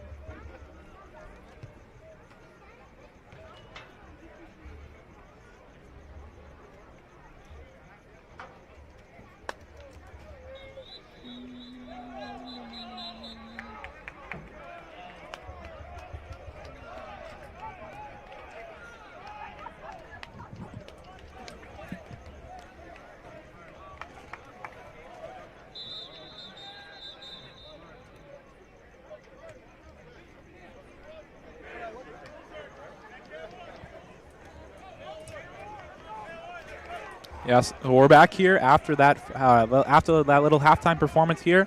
And so we're going to see a replay of that first half, but what a first half that we saw. What a first half. A lot of highlights for Bakersfield. I mean, you know, PCC we did what we could do, but we're going to see a bigger half out of PCC, I would assume here.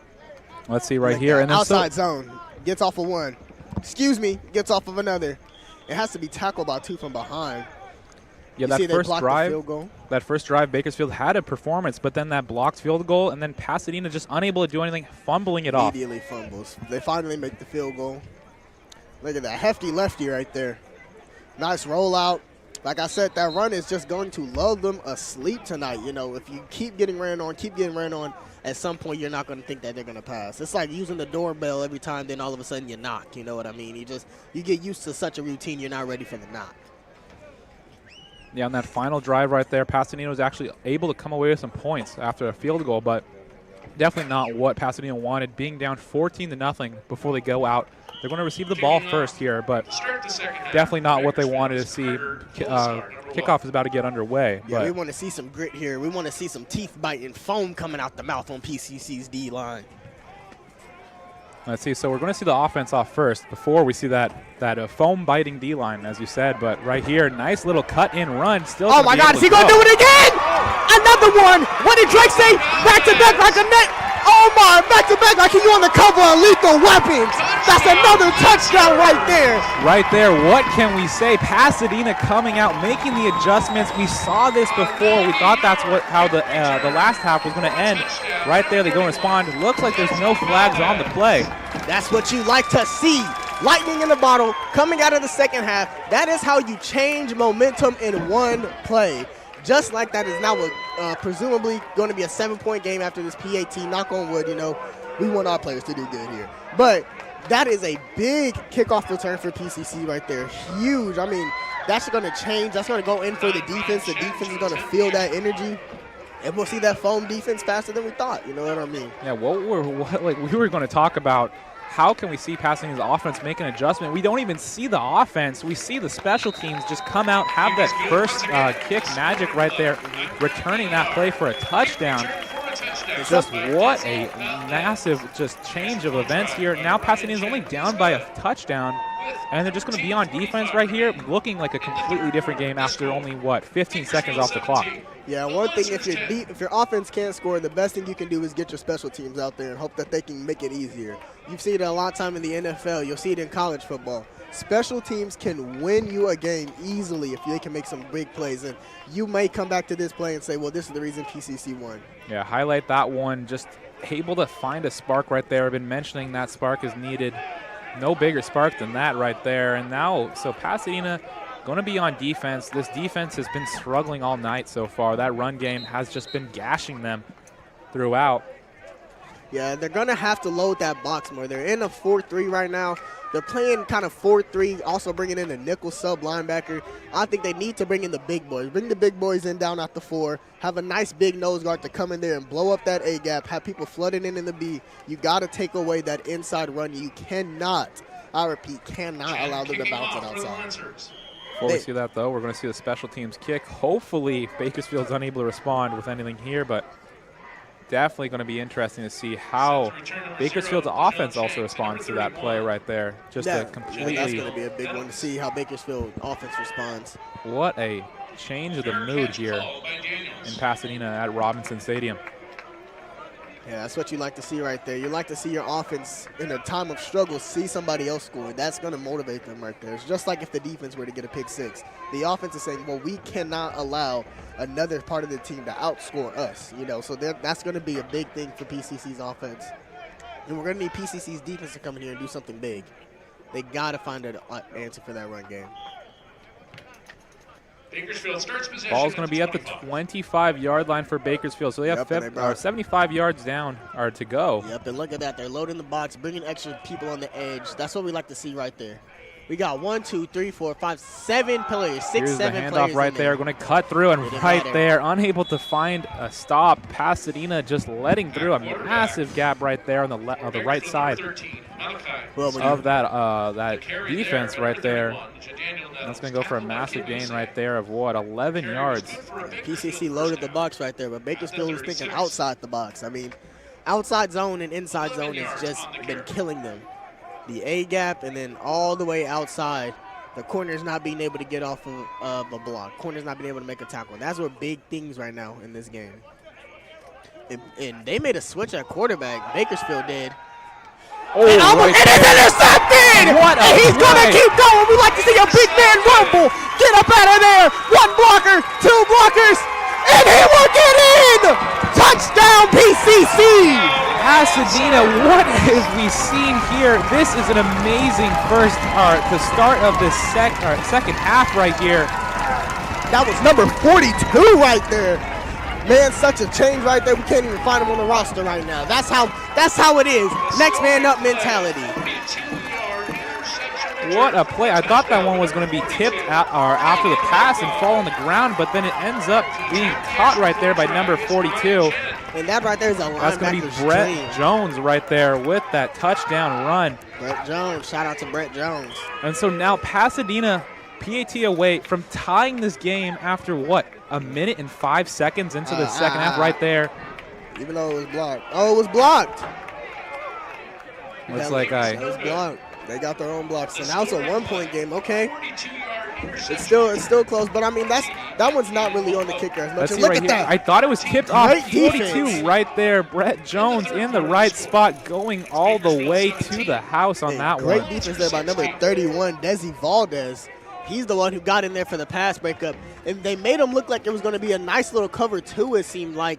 And then come out in the cover 3, just a nice little fake zone right there. Make them quarterback believe something different. Correction, number 42 is Caden Holcomb. Caden Holcomb. Looking at the Pasadena Lancers. Had to do a little bit of a refresh to try to find his name. Not on our printed sheets, but online able to find it here. We'll just call him Pick 6 Caden from now on. How about that? Because that is a big play right there. What a change we have seen. Pasadena just finding that spark, back-to-back massive plays, putting themselves in a great position in this one. You know, coming out of that first half, we had a little bit of a down vibe after that. We saw some magic going through the offense, trying to string some stuff together, but now it's finally clicking on parts of the team that we weren't even expecting to try to look out for. The special teams and the defense have been showing up. Still haven't seen that offense out here yet, but going to kick it away back to Bakersfield. It's a great feeling we can score twice and not have to put your offense out on the field. Yeah, shallow little kick right there. It's going to be around the 33-yard line for Bakersfield. Start their positioning again, and just a different ball game entirely now. 16-17 in favor of the Renegades still. We talked about PCC coming out fast, but I don't think anybody expected this. I mean, 2 touchdowns in a span of almost a minute is insane. That's like T-Mac right there for those basketball watchers. That's their T-Mac moment. Yeah, I got to hand it out to Coach Tucker, just being able to make those adjustments with his guys. Looks like a complete different team out there. Let's see how the defense holds up. Once again, they're off that high of a pick 6. And that safety is playing so far back. I wonder. That run play, nice little stop right there, is not going to get much, but it's still going to be something for Bakersfield. Carry by Ian Jernigan. Now that safety is so far back because they're putting so many people into the box. They're really trying to sell out for this run, so they're keeping one person there. See, look how many hats you see right there. See how many red and maroon hats you see? That is because they are filling the box. They're doing it once again. You see, what, 5 or 8 people in the box right now. One safety back, man-on-man coverage. Back-to-back handoffs right there, and Pasadena able to make the tackle. He's going to go down for a first down, but then I want to take the minor wins right here. As we saw in that first half, Pasadena would make the initial contact, unable to bring him down at all.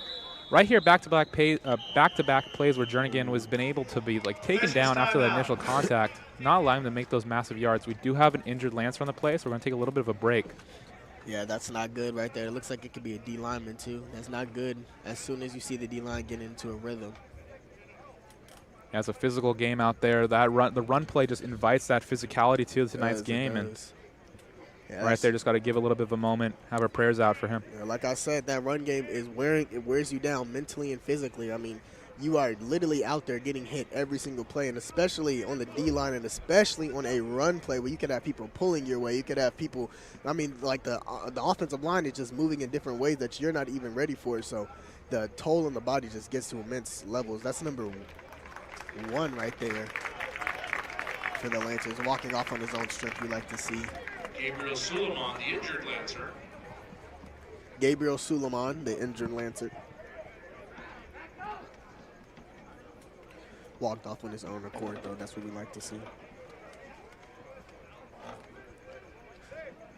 So the Bakersfield has pulled in another quarterback for the second half. I guess they're splitting half for quarterbacks. That is Malachi Salter. He's going to take his first pass of the day. Or besides the interception. Finds a nice little dump out right there. Not going to get much.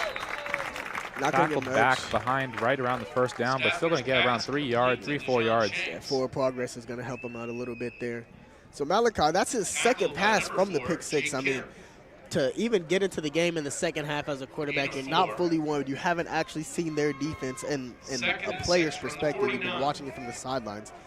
That's not really a move I personally would have went with. I think that Caden Wood was doing a great job. I think he was taking the reads, especially in a game where they're doing this, you know. I mean, a game you don't really need. Oh, my Lord. That man switched sports for a second and played basketball.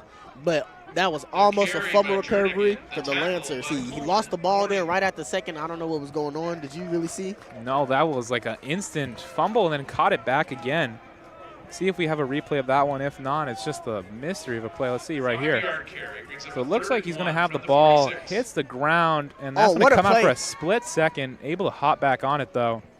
Could have been a massive third mistake already of the quarter for them. Oh, sorry to cut you off, but 2 mistakes that lost Bakersfield the game was fumbles by each running back. Each of the running backs so far. Nettles and Jernigan, they both had a fumble last game. Now, that is just something else for 19 there. And he can't hold on to the ball. Looks like it's not going to be a football play right there, so it's not going to be a fumble. But had that one in the bread basket, just chucks it out, though. Yeah, he dropped the church's money on that one. That's what we call it back in Texas. He dropped the church's money. Had that one right there, unable to haul it in, and that's going to be 4th and 1. Looks like they're going to bring out the kicking soft team coverage for this one. That's a smart read right there. Great play to call, but I mean, On 4th down. nice volley by number 4, though. He probably heard some footsteps. My dad would have said, if you're scared, go get a dog. That's what you got to do right there. If you're scared, get a dog. So, yeah, great performance we saw from the defense in this position, the possession right there. Oh, look at them flying off on the punt. This is just a whole different PCC team from the first time. Oh, my, what That's a nice little roll. It's going to be around the 5-yard line. It's going to be tough starting position for Pasadena. It's going to be our first time seeing the offense actually in this one. But, yeah, so far the defense and special teams have been showing out for the Lancers. Yeah, the defense and special teams have both outscored the Lancers. Defense having 7 or 6, I would guess you would say. Offense having 6 and special teams having 6, defense having 6, and the offense only having 3 points right now. So as an offense, you have to not allow, you don't want to be outscored by the other parts of the team. Like, you just don't want to hear that in meetings. You don't want your coach to be able to say that to you. So they got to get something going right here. At least 1 touchdown from the offense is what we need. But this is bad field position to start off in, I will say that. Yeah, so let's see Buckles being pushed all the way back, just trying to find some yards here. Going to have the handoff. Okay, finds it outside. Boom! Finds the space. He still has some more yards to go. Made that initial contact around that 50-yard line, pushed out. Come on, PCC. Around the, what is that? Going to be the 45 into Bakersfield territory. That's 26. That's Mr. Dom Ezion. Don Ezion. Sorry if I'm saying your name wrong, but brother, that was a nice play. He dropped the shoulder on that one, looking like Doug Martin. Doug Martin's Tampa Bay Buccaneers, he was a legend back then. Yeah, great play right there. I thought they're just trying to get some yards to get out, and right here, hurdles a man right there. Double hurdle to get the first down. Pasadena just has a rhythm to them right now that I cannot even describe how much different this team looks than it did before. Now, I don't know if they made clones in the locker room of PCC and just upgraded the intensity, but this is a whole different team. I mean, he had 2 hurdles. Look at that, hit the running gap. Play right here that set up this positioning. Throws a man to the ground. Number 11 going to come in right here. I see you coming. Get off me. 2 people to tackle him. See, that's what we need to see from PCC. So and I'm loving the motion from the tight end right there. It's just, it brings in extra. Another first down right here. Here's the handoff. That one, another initial contact, not going to bring him down and get some big yardage right there. It's going to bring on a second and manageable now, Dom for Pasadena. He's a freshman running back, but it looks like he's trying to be the #1 ball carrier. We talked about earlier how PCC has yet to really find their true #1 running back. They've had a lot of different people getting carries. You see Triplet coming back into the game right now. Gonna give him a break. Look at that 1 hurdle. And then back to back right there after getting tripped up. I'm calling it necessary right there. If you ask me personally, I'm calling it. But look at the athletic ability and the agility of the running backs right there. Drops gonna back, fake the handoff, trying to find something downfield. Deep for it. Has a guy double coverage right there. Not gonna make the connection right there. Now that is a great look. I think if they had just a little bit more space, they actually probably would have had that. But honestly, that's not a bad ball. He put it in a spot where only his receiver could get it. Tried to make him be able to make a play. Sideline caught up with him, weren't able to catch it. I mean, that's what you want to see, though. You want to see your credit to Bakersfield. That was some great coverage right there, having 2 guys on him the entire way through that route. So now it's going to be 3rd and 7 for Pasadena. He was looking for that post to split the safety. They've had 2 massive plays on this drive so far. After that, not finding much, trying to continue it here. Here's a running, are going to fake the RPO. I like that. Nice little catch. Did he bring it in? It's going to be a flag on the play.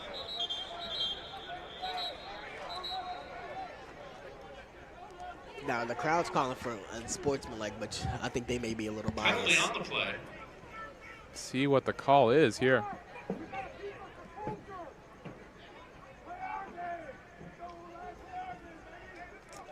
Deliberating it, seeing what they want to eat for lunch, maybe. Unsportsmanlike conduct. 58 of the defense. Oh, they did get the call. The fans were right. Unsportsmanlike conduct right there at the very end. If you remember, we brought up in the first quarter how gritty this game was getting because of the run game and because of how physical it was demanding both teams to be. See if we find it here. I think hey, you know, shout out to the ref, I guess. I'll take it. Yeah, seeing something we don't on that replay, but Pasadena, this drive, that was a nice little prayer, and it got answered with that penalty. They got mini Saquon back in there. Ball's going to be at the 18-yard line here. Tries to like throw the it back right there. Triplet has some lane right there. Get out of the and he's going to be in for the touchdown. Triplet, get it in. Noah Triplet puts the Lancers ahead in this one here. Come on, Trip. That's what you like to see right there. Trip ain't tripping when he get that ball. I'll tell you that right now. When Trip get that ball, he gets it going right there. He tripped right there. Their offense and their whole team right now is clicking on a level that can't be even described. How much different we have seen from what we saw in that first half. Noah Triplet right there, putting them ahead, 17-22. Here's the PAT. If you were someone who walked into the game late, you would think that the score was wrong about how PCC was playing. You would think that PCC was winning 17-0 the way they came out of that halftime, but they've quickly flipped it in a play. Take it right there. Runs it in little for fade. 2. What we a like to move right see. there. Get a little They are tricky with just it. having fun out there. Coach Tucker must like the Lions. That must be what he must be a big Ben Johnson fan. He gotta be. Look at that. That's what we like to see right there. We got Dan Campbell as our quarterback. They both bald, so that may be something that they share. And whatever went on in that halftime locker room has just shown out completely here in this start of the second half. It's just been over 5 minutes so far, and then this team has put themselves ahead. They were coming in with a 14-point deficit. Now they're looking at a 7-point lead. Look at that. Nice play, the RPO bubble once again. Look at that. Reading the blocks, read and react. And the stability to stay. He looked like Cam Scatterboo out there, y'all. I'm just saying it. There's no one else seeing this. He looked like Cam Scatterboo, Arizona State right there. And that fake was beautifully executed right there. No one saw that coming. I don't think anyone in the stadium expected a fake right there to take to get that point back that they lost on the extra point. Great move by the offensive coordinator. Great move. I don't know if Megatron, Optimus Prime, or Captain America talked to them at halftime. But dude, I don't know. They might have got super serum or something. Maybe Ray Lewis went in there and just gave them the halftime speech of a lifetime. Because look at how they're flying to the ball. It's just a different intensity of it. We saw in the first half. If this is the first half, that could have been a kick return because they were going in, they were hitting, but they weren't wrapping up. They were just making one initial contact. But now everybody is wrapping up. They have heads to the ball. It's just a great thing to see. So again, Bakersfield out there on offense, but now this is brand new position for them. They are down in this one. And their offense is a run central offense. That is more advantageous when you have the lead. And then right here, they're going to be down by 7. See what they do. They have the pressure is now on Bakersfield, which definitely is going to be interesting to see. Make a pass play right there. They ran the same thing that we just ran. See a little they're really trying to take. Sport. Yeah, I know, right? They're really trying to take advantage of those corners and the safeties. They're really trying to get the running backs one-on-one. They believe their running backs will win those matchups, and they have won those matchups so far. So I wouldn't be surprised if we see them continue to try to beat the outside and then maybe try an inside zone and then break it outside. I mean, they really want to emphasize that y'all can't tackle us on the secondary. No. Which that works when you're up, but when you're down, you got to put a little more emphasis on it. Come out in the pistol formation. 6-yard gain right there. They're going to run it, try to find something going out, but right there. Bounce it outside, but you see, look at one. He came back in the game, and now he 1-on-1 all of a sudden. He came back in the game, came out of an injury, and now he ready to play. See, sometimes the brother just need a break. That's all it was. He just needed a break real quick. By Corey Watkins Jr. Tackles on the play. I'm really liking what we're seeing out of PCC. That intensity level that we talked about has been raised. 3rd down and 4 from the 31. I mean, look at that. One came in. He noticed that he wasn't going to be able to fully wrap him up. Hit him in the legs as hard as you can. See if that could trip him up. Let the defenders come up and help you. Oh, we got some trickery. Came up to the line for some press. 3rd and 4th right here. Pasadena trying to make a statement with this stop. That one just being thrown over. See, that's what we like to say. What? Come on. And what a game right here we have now. Pasadena physicality. Flip the switch in this one. Going to be forcing a 4th down for Bakersfield. They're bringing out their punting team. Let's see that play right here. Just throws out the pass. Going to be a little bit over him. After that, nice tackle right there by number 3 of the defense. I really like that play call too. Man coverage over the board. Put press down. Put some pressure on them. Let them know. They showed before the play they had a little bit of disguise. The disguise came off a little quick, but still, they sit the pressure. Had the press. Number 3 played that perfectly right there. Didn't get too caught up in it. I thought they were trying to fake it, y'all. Right there, calls for the fair catch and has him to dive for it around that 45-yard line. Lancers again going to have great starting position, going to have 55 yards to go to the end zone. Oh no, what happened? Seems the ref got into it with a player at some point. But now we get to see part 2 of this PCC offense. They still technically have not outscored the offense and defense, technically. Or the defense and the special team. So let's see how they follow this up.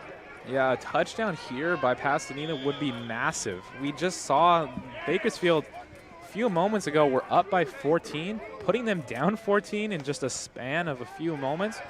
would be a gut punch. Oh, dangerous pass right there by Buckles. Don't know what he was seeing there. Yeah, I think he got a little too overconfident, you know. Yeah. Once you get in the groove and start winning again, you feel like, okay, now I can start taking some shots. You got to keep what got you into it, you know. You got to keep what got you into the lead. Don't just abandon it because you're now into the lead. Yeah, Buckles just being a little aggressive right there and unable to find anything. Second down. Luckily, he avoided what would have been a disastrous pick right there. That would have not been good. Would have definitely took out the energy that's here at Robinson Stadium. Surprised we haven't seen more of 85. He's our big. Ooh, that was a scary one. Triplet knocked up right there. That line was struggling to hold up right there. They were able to keep up some space for Buckles, but Triplet unable to find anything after receiving the ball. Yeah, and a quick out like that, or a quick bubble, that has been ran a lot this game by the running backs on both sides. A lot of the running backs have ran quick little out routes, quick speed outs, things like, or sorry, just quick outs, quick bubble outs, things like that. But, I mean, as a defender, at some point you start to realize it. Now, what I would like to see is like an out and up from somebody. I think 85, the tight end, our big tight end, Javar Marbury, he should be getting involved pretty soon here. I mean, we saw last week he made a great play on the run for him. Oh, is that in? Ah, dang. No, that one's going to skip away, and then Pasadena, just that drive was not it. Yeah, don't want that to happen. You know, you have the momentum. The defense is working everything. You just cannot stall out like that. That's one that they're just going to want to erase. That looks like first half Pasadena right there. Yeah, and you needed, honestly, to get your defense off the field for a little longer. Your defense just got a pick six, came back on, got another stop. Then y'all came on, you scored. Then they came back, got another stop. So now it's that punt. Looks like some people get tripped up right there. That one's going to go out. Around the end zone, downed in there. It's going to be a touchback. Goes all the way for a touchback. Now, what we got to hope here is that the defense did not drink the same water that the offense did, because it looks like the defense got full-blown super serum and the offense only got half. So if the defense can keep this up, I mean, the last drives we've seen have been amazing. I'm very surprised. I wouldn't be surprised, sorry, if they bring in Woods back in the game, because Caden Woods was reading the offense. He was taking what the offense gave him. Honestly, I'm not sure why they brought him out. He was when he was in, they were up. I mean, he wasn't making too many mistakes. He didn't have any turnovers, but I'm not an offensive coordinator. I just got a headset on. See what they do here. They're continuing with that trend that we were talking about of big third quarters for Pasadena. Play so action. far outscoring their opponent 21 in this one. Ooh. That pass nowhere good. He would have had some space, but ended up having to jump out for it. I'm not the best throw. That's not really the read I think he should have went with personally. He had a 17 wide open in the middle. You get it to him quick, see if he can make a play. I honestly think that Caden Wood was making better reads, but again, I only have a headset on. They come back. 6:04. And they took some time off of the clock there. Went from 6:11 to 6:04.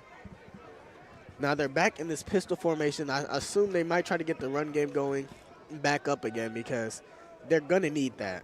The run game was pivotal. The whole reason they got up, they didn't go down because of the run game. They went down because of special teams and a pick six. And see, look, I told you, they go right back to the run game. Yeah, like, they're just you can't go away from that if you're Bakersfield, and if you're Pasadena, you can't let that happen.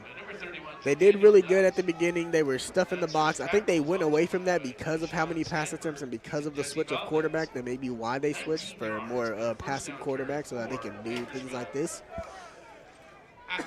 You see that? This is, again, so far, since that last drive from the Pasadena offense, this has just been what we have seen before in that first half. Trying to see if the quarterback for got a blitz coming. Bakersfield is able to find something. He's going to be recognize dropped it. back. Going to have a nice Sending it pass. far. Gonna be That's no just one there. overthrown. Double coverage on the intended target. Yeah, he just sailed that one out there for anyone. Yeah, that one overthrown by a mile.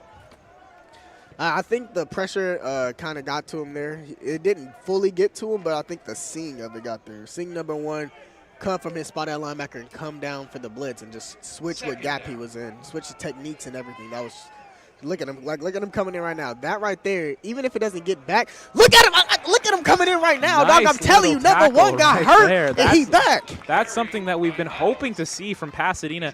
Just immediately the second that handoff, get the stop right there, not allowing any motion, not allowing for any wrongdoings to go down, and Pasadena forcing a 3rd and 11. This is going to be a long shot for Bakersfield. Let's see that replay right here. Just look at him there. coming off the edge right there. That is, you need to have somebody who can do that. That is how you stop an inside zone. You got to have somebody coming from the outside who can push him into more defenders and or make the play. I really like the speed. They got this nickel coming. I think there's going to be a fake blitz here. Yeah, it was. So he's going to try to run it. Trying to find something. Oh, big old hit right there. Let's see where they mark him. I think they're going to, think it's going to be short. Let's see. The sticks are still not moving. Yeah, he's going to be short, it looks like. They're holding up 4s. 10-yard carry. Oh, 4th and 1 just right there. And now as Pasadena, you can't even sell out to the run fully because you got hit with the play action earlier in the game that allowed them to score. So right now, this is really what they wanted to put Pasadena in, this situation right here. You don't know if I'm going to run it. You don't know if I'm going to pass it. Yeah, Statler just trying to find. Has the playbook open. They're going to hand it off right. They're going to fake it. Right option. Wow! Come on, boy! Get up there and make the play! What a defensive play right there by number 31 for Pasadena, Desi Valdez. We have seen him show out tonight on defense right there. Massive hit, getting the team fired up on that 4th down stop. Look at the team. That's what they need. That's what they needed right there. That's what you need. You see the team going crazy. The way he came all the way down from his safety spot to make that. You needed that play. Look at one make the play right there. He immediately comes. Right there. That is how you want to hit a quarterback right there. You want to hit them in their legs. You want to make them feel it. I promise you that Slater will feel that later tonight. Now PCC back in that pistol. Looks like they got a free play here. Go in all the way for a touchdown. That is number 5. Go up and go get it, young man. Matsky out there with a touchdown. Pasadena. That is what you want to see. Massive plays right there, putting themselves up. Let's check the flag. We are pretty sure it's going to be a free play here. Yes, it will, and PCC will score offsides on the defense. That is a play right there on the sideline. 27 points. That is how you go up and go get it. No, you're good, dude. 27 points scored by Pasadena so far in this 3rd quarter. It's just been an onslaught from every single aspect of this team. And mind you, it was a 17-3 ball game before going in the half. It looked like PCC couldn't tie their shoes right. And now you got them putting up 28 points unanswered. That's 31-17. I don't know how you could even start to describe the different team that we were seeing here, dude. That is insane. We talked about PCC needing to stretch the field. Now, even though it didn't happen in the natural sense, they didn't call a deep play, the awareness right there by Buckles and the awareness by Malakis to know you have a free play. And look at that. You just got to go up and go get it. So he told him he too little. Coverage. That was number 11 for Bakersfield on him. That you was too Gooden. Little. Richard Gooden. Look at him. Sorry, I'm Moss sorry, right there. Straight up Moss right there. He ain't get Moss. He got Maskied. That's what happened. He got Matskied. That's what we call it from now on. That's just a big play right there. Good gravy. Got me up out my seat right now. Yeah, both of us out of our seats for that last one. Just what a team we are seeing out there in the Lancers. And this is an absolute flip from what we saw earlier. This doesn't look anything near the team we saw from special teams, from the O-line, from the D-line. Even with Bakersfield having a little bit of success on the run for a tad bit there, you see the defense coming up with a big 4th down stop. Then you see the offense go and convert. That is exactly what you want to see at this time in a conference game at home. PCC showing they belong right now. I mean, conference game at home to go to hopefully go 1-1 in the conference. This is big. And mind you, they only lost to the Golden West by 8 points. So if PCC can go out and beat them with a big score margin, those rankings are subject to change. That kick is going to be around the sideline right there. Not going to find much after the initial catch. And so Pasadena, let's see their offense or their defense go back out there. That defense has been insane. You know, we talked about stopping the run, but then after these 2 quick touchdowns, just Bakersfield has been unable to go to that run. Yeah, I mean, in a situation like this, it's hard for you to even run because if you're not getting 20, 30 yards per carry, you're taking off valuable time that you now need because now it's a 2-score game. Like, this is no longer a So add 9 seconds to the game clock right there. Yes, thank you.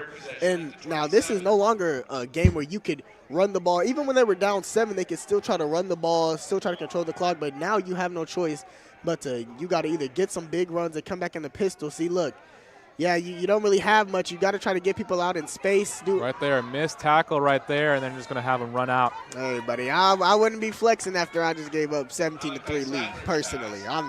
I might shut up for a second until I give me another good run. Hey, but he's been going off today, so who knows what I would do. Yeah, I don't know how you could, what the energy, you're just trying to start a spark over there for Bakersfield as it's just been a demoralizing third quarter here. Yeah, and Ian Jernigan, I mean, you saw him getting rowdy on the sideline with somebody who he broke a tackle off. I mean, you can't get mad at the guy. He has yards after contact on yards after contact. I mean, it looks like the first man can almost never tackle him. Ooh. Right there. Oh! That's out. what we call right there. Scooped up right there. It comebacks to haunt them. It came back to haunt them. Last game, Bakersfield had 2 costly fumbles. And you see once again, who is it again? Giving it up.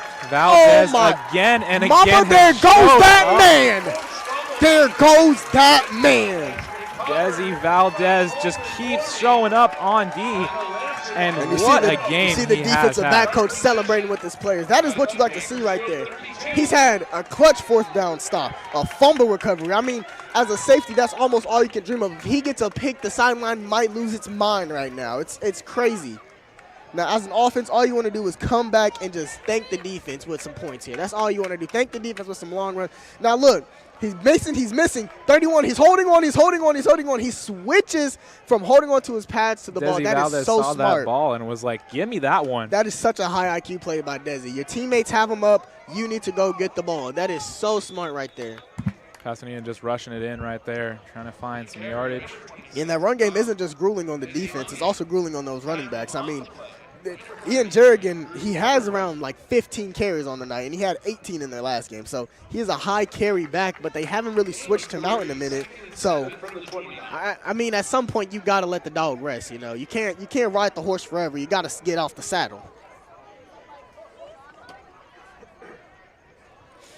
See Buckles right there again, just waiting. Back in that pistol, and I like this formation they got right now. I like the formation of Dom Izion, and Noah Triplett. I really do. That's not going to go much right there, but Pasadena again, you know, what's a minor thing? Minor win you got to take on that play. You're draining the clock. Every play they take is a good play for them, especially if they run the ball and keep the clock going. So Bakersfield was up by 14 just a few moments ago, or to start this third quarter. Now they're down 14, 2 minutes left of it. Yeah, as a coach, that is your nightmare. I mean, I have a feeling that Bakersfield knew that Pasadena came out. I mean, they probably had to do the same research we did. They knew that they come out and they're great in the second half. But I don't think anybody expected a 31-point turnout from Pasadena in the third quarter. See right here. Buckles finds a man right there. He has wide open space, and he's going to get down around that 10-yard line. Adrian Rachel right there. Rachel. That's what you like to see. Easy passes, easy throws. This is what you like to see out of PCC's offense. You like to see them making the easy plays. Again, right there, when you thought that Bakersfield had a chance to just even like get a breather, get a stop, force a kick or something, Pasadena is able to find a play right there, gets a massive chunk yards. You'll see the replay on that one. Just finds a guy. Just finds the mismatch. I mean, 33 can't cover 11. That's a slot on a linebacker right there. That's what you look for. And see, here's the snap right there to the running back. He's going to cut in. That's what I'm talking about right there. See, that's the two-headed monster. They're now figuring out they can pass, and they're now running the ball. Now the defense can't play up. The defense got hit with a long bomb. They got shown that, hey, we can go up over you. So now you have to respect us. You cannot play up at the line. And it's just getting – honestly, Bakersfield looks like Pasadena did in the beginning. That's what it looks like. It looks like a complete team flip. Swap shoes or something. Second and 3. I mean, you now see Pasadena running the ball. Now they're throwing short. They're doing things, which is exactly what Bakersfield did the first half. They ran the ball. They threw short passes. Let's see, 2nd and goal right here for Pasadena. Relatively 20 seconds left on the clock. This should be the last play unless it's an incompletion of this 3rd quarter. Let's see what they're going to do. They're going to hand it off. Cuts in. Going to be, let's see where he is. He's in there. He's in there for the touchdown. Come on. It's going to be Noah Triplett, back-to-back touchdowns on offense. He might be going for the triplet. You know, he might be trying to get all 3 of them things. And Pasadena starting to run away with them. They're up by 3 scores now. And not only that, it looks like they're slowly finding their identity. It looks like Triplett could be the main back, and then the amazing compliment of Dom Enzanai. I mean, that is amazing. We didn't really get to see Ty Gibson today. Maybe of injured. We're not entirely sure, but we didn't get to see much of him. But what we did see from Pasadena in that Kick is second gonna be half good right there. is that their 2-headed running back was able to do that. 21-point lead for Pasadena now. Who would have placed their money? Who would have placed their bets on that? If you would have asked me at halftime to put a money line bet on this game right now, I promise you I would have turned it down. I mean, I knew PCC would come out, but 7, like, look how he's lowering his head. Do you see how 7 just had no chance? That is exactly how Pasadena was. They have literally taken the life out of Bakersfield, a team that was full of life going into halftime. It looked like they could do no wrong. I mean, they were running the ball, passing the ball, whatever. But now it is just absolutely flipped on its head. Yeah, you can't imagine just to begin what the sideline is thinking right now for Bakersfield. They were coming in with a high after that first half, and then now it's just like a sinking in your heart, I assume. If you look at the Bakersfield sideline before, they were all happy looking how PCC's sideline did. Now you got people on their knees, sitting on helmets off. That's just not what you want to see from your team. Even if you are losing, I mean, you just saw Pasadena do it. You can do the same as what you would want to be telling your team. But, I mean, it looks like the coach has already lost them. Locker room may be lost with this one. Giving up points like this in 1 quarter is not easy. Yeah, just completely demoralizing Bakersfield. Oh, he's trying to get something. Here's a move right there. Hey, okay. Not going to be a massive game, but out to the 45. Going to give Bakersfield a great starting position for a drive, just trying to find a response. Hey, I'm not mad at it. Try to start something, man. If you on the special teams, you might as well try to be the guy. We saw it for PCC. He went out and he was the first person to score in the second half. He got the touchdown, got them started. So you can never get mad at someone for trying. 24-yard return by Shanks. He got a 24-yard return on that one. At the 45. Now they're still coming out in this pistol formation. In my opinion, if you're going to bring in Salter, the passing QB, I'm going empty in this scenario at this point. I mean, no one cares if you're trying to run the ball. And, oh, boy, he almost did it. He almost did it to him.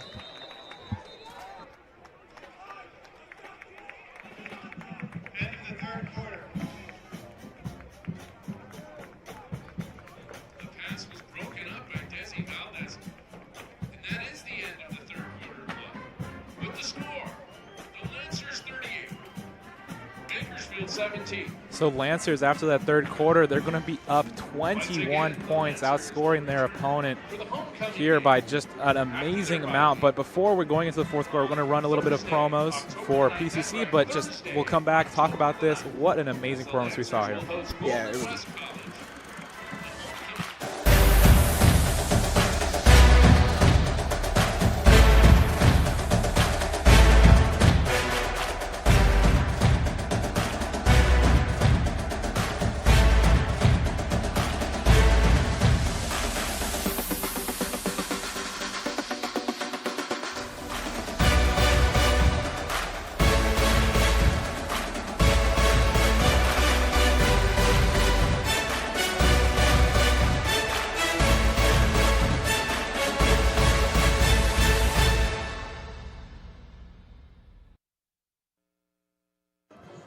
Now we're back in this one, and so we're going to see the offense for the Renegades out there once again. Yeah, and like I was saying before 3rd quarter ended, before Mr. Desi almost got that pick, he trying to have a Brian Dacus top of night. Okay, they're going to run it with Salter, read option. See, I'm not sold on the switching of Salter if you're not going to fully run or pass the ball. I think the same thing that he's doing right now is what Caden Woods could have done. I think Caden Woods could have ran the ball. I think he could have handed the ball off, make the same reads. But if you're going to switch quarterbacks at halftime, after you're up 17-3, you have to have a great reason. And if that reason is you wanted to pass the ball, this is now the time to go empty. Honestly, I would put 31 out there, let him run a little short route or something. Yeah, Statler's entered this game, and it looked like it was a great position for him to enter. And then now it looks like a war zone. He's seen all these the terrors. Number 31, that's going to be Nettles getting in there. Not going to gain much on that, but it's going to be good enough. Let's see where they mark it. It's going to be around the yard. It's going to be no gain, actually, so just right around the yard of scrimmage. And that was Desi coming down and making that play. Even though he may have, tasted the turf a little on that stiff arm, if he doesn't come and slow down that momentum, Nettles can come around with a little more heat. Again, they're out in this pistol formation. They may run a post or corner here somewhere. They're going to run the ball.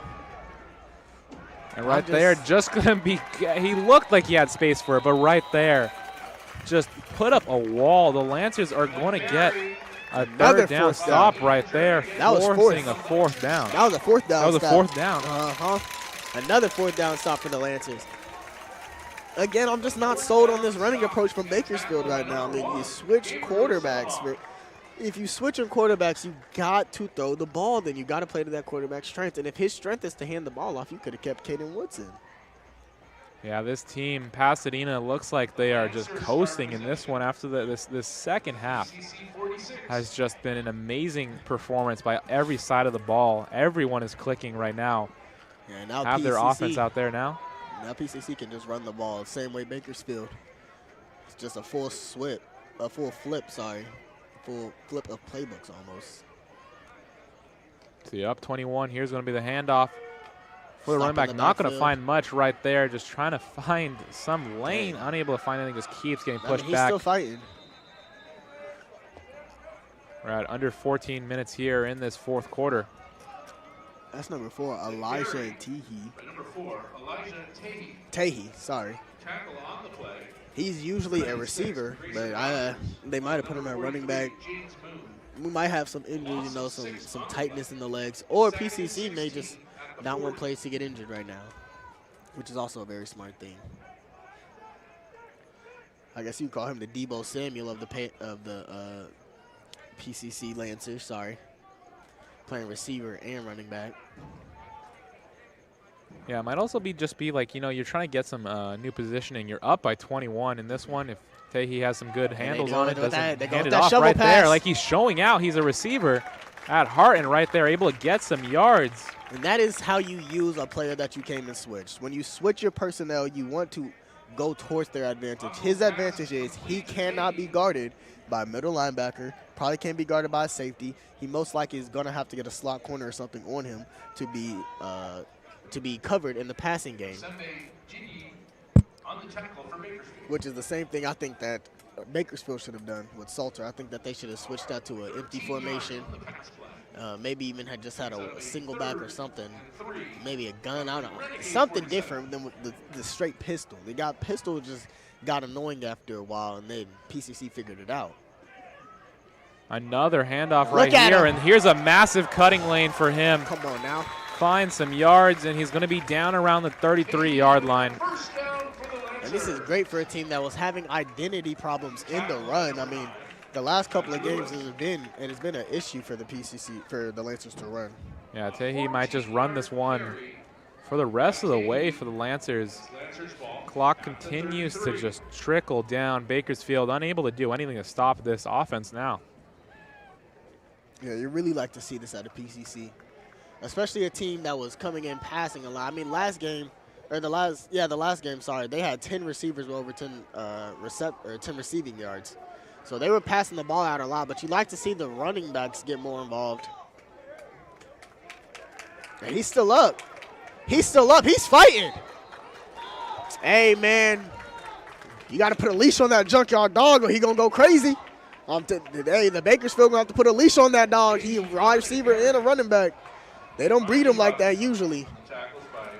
Okay, he's actually finally coming out, but what a performance we saw from him on this drive. You see Buckles right there trying to get some communication with the coach, but and Dom comes right back in. So, I mean, Bakersfield is not done with this running attack. They just switch running backs, has a fresh new legs, and this guy's a true full running back. So, I like the motion once again, bringing that in. Look at that stiff arm, two-step, boy. Survived long enough right there. Not going to find any yardage, but you going to say anything about that one? Sometimes it's not about the yardage, it's about the clip. You know, sometimes you're here to get a highlight. At this point, he could have used the yardage. They still got another down. They can still try to figure it out. But, hey, that stiff arm clip going to go nice with that hurdle. I'll tell you that right now. He's going to have a nice little mixtape after this. 3rd and 6 for the Lancers at the 29. So 3rd and 6, Lancers in the trip set wide.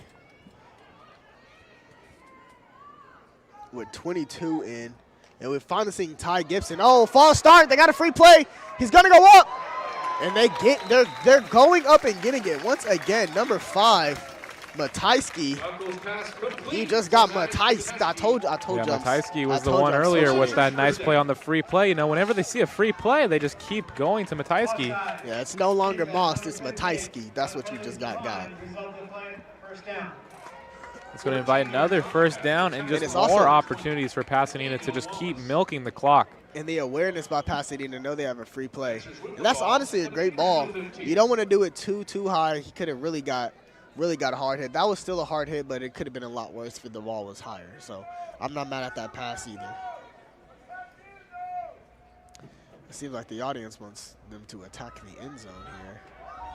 That one's going to be just inside, going to get the yardage there, get some nice little gains, and then the clock is going to continue to go down.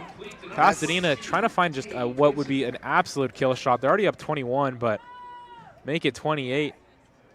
Add to that score. We'll see who they try to target down here.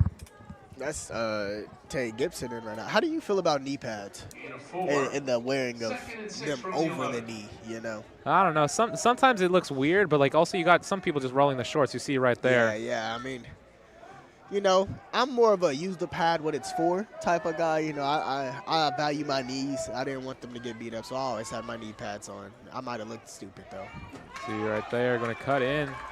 Another nice little run right there, but I'm liking the running from all the running backs who are coming in. I mean, they all come in. They've kept their feet running. That's premier things you want to see from a running back is keeping his feet moving even through contact. On the play by Jaden Rios.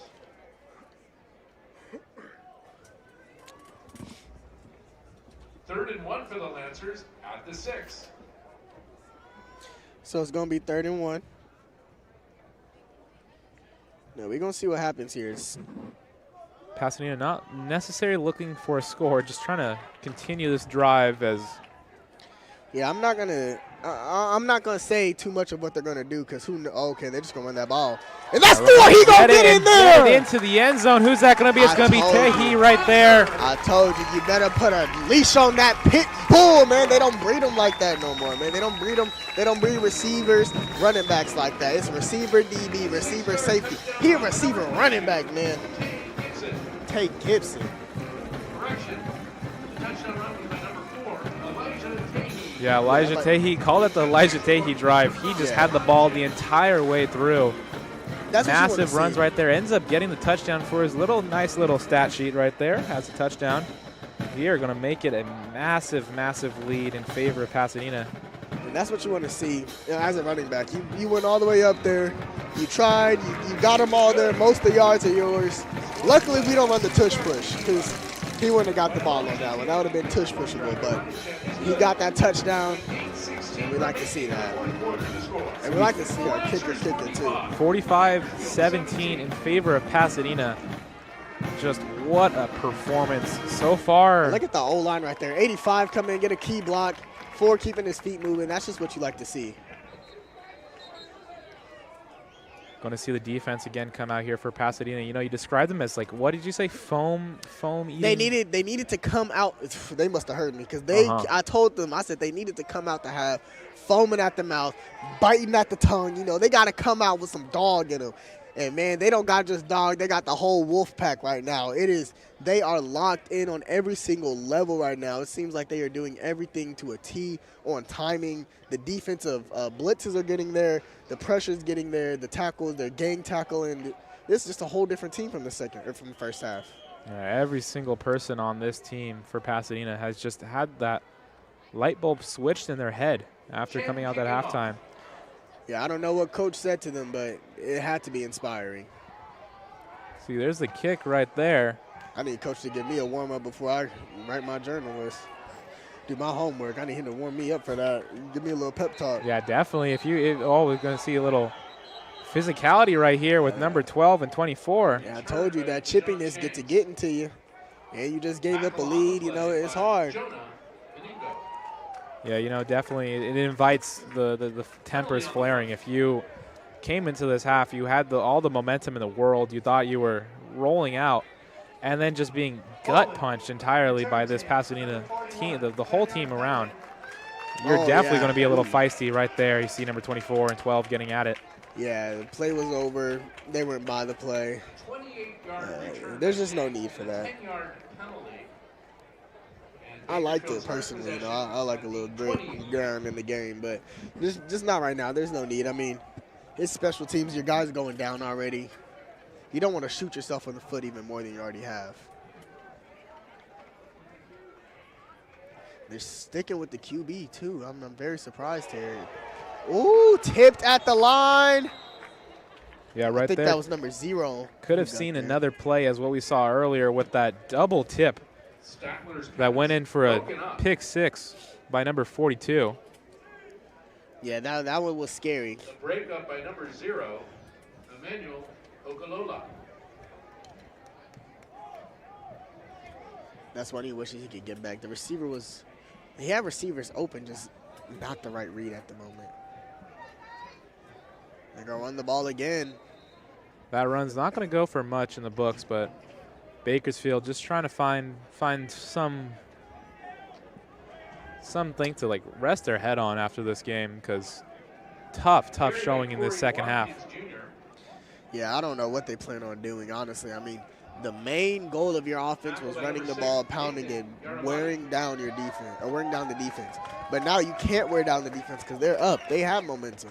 So no matter how much time you take up, they're still going to be happy because they know they still have the momentum. Man, those are risky throws he's throwing. Tried to hit the post right there or the in route. Statler's pass intended for Shanks. Yeah, I mean, honestly, I think they should have. I don't know what the QB switch was. I would really love to know the reasoning behind the QB switch. I don't know if there was an injury or not, but I would really love to know the reasoning behind, because this just is not something that you normally see, that a quarterback gets subbed out after being up 17-3. And they're going to go ahead and punt the ball on the 4th and 8.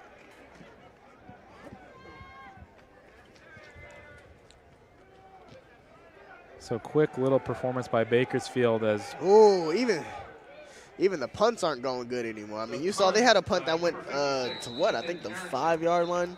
Yeah, they had some nice rolls after the initial hit to the ground, but right there, that one not even going anywhere. Even the punt working against them right now.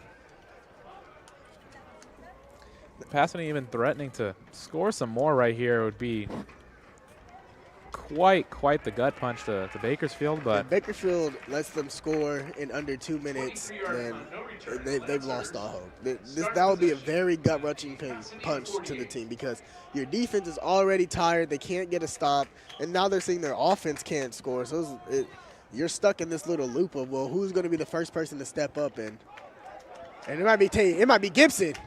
It might be Gibson. Gibson trying to be just another long list of running backs who have gotten in the end zone today. Triplet had 2 touchdowns. Sorry, Triplet had 2 touchdowns. He had 1 touchdown on his own. And I'm not sure exactly if Dom actually got to get in for the end zone. But, I mean, PCC has initially turned this entire game around. Like, I genuinely mean it. If you walked into the game in the first quarter, left for the second quarter, came back in the third quarter, you would have no idea what just happened. You would have thought that different people put on jerseys. See the handoff right here. And that's not going to go anywhere right there. But yeah, I think what you were saying. Sorry, I cut you off. No, but I think it's like Pasadena's played 2 games back to back of like similar like formula, where they go out there that first half just not it. They did not show out.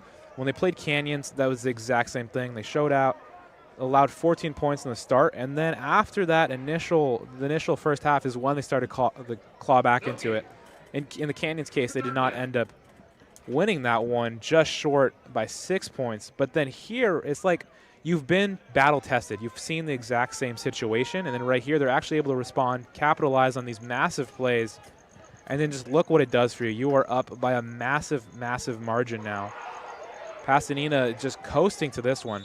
I mean, yeah, you said it perfectly. I mean, when you've been battle tested and been in so many games that have come down to the wire, games where you've had to claw yourself back, eventually it becomes a mentality that, well, no matter how much we're down, we can always come back. And I think PCC fully believed going into that locker room that they could still come back, and they did that tonight. Now the only thing they got to work on is getting that intensity earlier. Maybe they got to lose in Madden like early on and then come play the game. Yeah, it's a risky game to play. You can't always go out there and just hope, yeah, when the second half comes, then we'll really get to show out, you know. You want to have that motion to begin a game. But today, it's just like, what a great performance we saw from team. It's going to be a timeout right here, but the officials. But yeah, you made a great, like, exactly what you were saying. You want to make a point here. You want to make a point here. PCC wants to do good. And you can't always just trust that the offense on the other team will slow down. Because honestly, if you ask me, if they don't switch out Woods, this would be a much closer game. I'm not saying PCC wouldn't be winning, but I'm saying it's a much closer game because obviously we scored the touchdown on special teams. The offense has nothing to do with that. But then the pick six, the offense has something to do with that. Then they fumbled, which again, the quarterback has nothing to do with. But there were certain plays in there that the quarterback had something to do with. And I honestly don't think what we saw from Woods in the first half, I don't think that we saw much production from Salter in the second half. I don't think it changed that much. So yeah, it was definitely an interesting move to make that a massive change. You're changing the play, your play caller as your quarterback out there, and it's just like you invite just what we saw here, where your team, they had a rhythm going into this first half, and then after you do that, make that massive change, then you lose all that rhythm. Pasadena clearly was able to capitalize on that and take it in their favor. And here's the flag. I think PCC's about to get on sportsmanlike.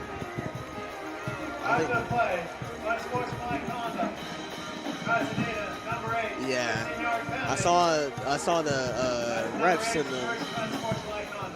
refs and the players are getting into it. It looks like I don't know what that's all about. Personally, you don't really got to talk to the ref. You're up right now. You're almost up 30 points, so I don't think they got to make much conversation. But yeah, again on that switch, it's not fair for either quarterback in my opinion because it's not fair to Woods. He got you up 17-3. He did that. Even though, yes, it was on the backs of your running backs, he made the plays that he needed to make. And then it's not fair for Salter because now you're bringing him into a team he doesn't have a feel for yet. He didn't get to play against them in the first half. He really saw it from the sideline. I mean, we got as much out of it as he did from watching the sideline. So it's not really fair to put him into a game time scenario after halftime. I'm not entirely sure if they warmed up. I know that both quarterbacks did play last game, and maybe this is just a trend for them that they switched quarterbacks after halftime. But yeah, Salter last game threw 9 passes, and Woods threw 31. So maybe Woods got hurt. I'm not entirely sure. I'm hoping he did, and I hope he is feeling okay and everything's all right. But I'm not entirely sure on that switch. There's going to be that kick, and that one's going to go down. Oh, going to be a little missed up. Still a live ball on the ground. Who's going to get on it? Hey, 24 got it. I didn't see the live. Oh, my gosh. I know that ain't who I think it is. See, we have had multiple one player who has just taken over every single time. We got 31 on defense, 4 on offense. And in my opinion, they got away with the personal flag right there because they definitely should have got a flag on the block on 45. Let's see. They're debating whose ball it is, but it's going to be Bakersfield. Pasadena not liking the call, but it seemed like it was going to go to Bakersfield. Yeah, it really doesn't matter. Let's see a little replay of that one. So here's going to be the kick. And trying to see. And watch 24 and 45. That's where they wanted the unsportsmanlike right there. And oh no, that's PCC. Yeah, I don't see. They're saying that it never touched one Oh of the no, players. that's PCC. Yeah, I don't get where that. I thought it looked like it did touch. That 100% touched him because he also had the reaction of, Yeah. oh, let me get on the ball. It's one thing if he stands there. It's another thing if he also does it. If this was a closer game, that would be a massive Yes. call right there. But right now, That would be a game-changing call right Bakersfield just kind of adding some stats. there. You Yeah, know, I mean, it trying looks to make like this I one mean, look better, but it looks like they're trying to get back to pushing the ball up, and I see some more physicality. But there's 4 minutes left. You're down a billion. You know, I mean, you would really need to lock in. You cannot run the ball and win this game. You can't. You have to pass the ball. You got to score quick. Running the ball, even if you get tackled, like 3 run plays, take a minute, like 1 second, 2 seconds, 3 seconds. That's already 4 or 5 seconds off the clock right there, as opposed to a pass play. You got to get that ball out quick, hit him deep, try to get the touchdown. But that's taking off more and more time. Number 6, Nathan Garamati.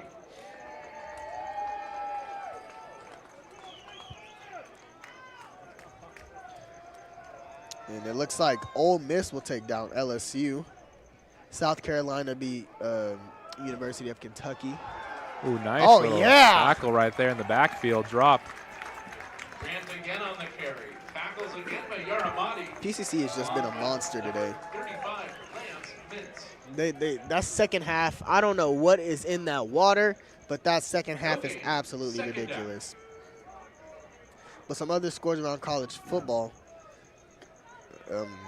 Mizzou beat UMass. Oregon beat oh, wow. Oregon beat Penn State. But throw Oh, right there. that's Ooh. kind of a nice pass right there.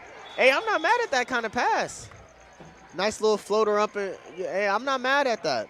I mean, it might be a little too late, but not mad at it. A&M takes down Auburn. Tennessee takes down Mississippi.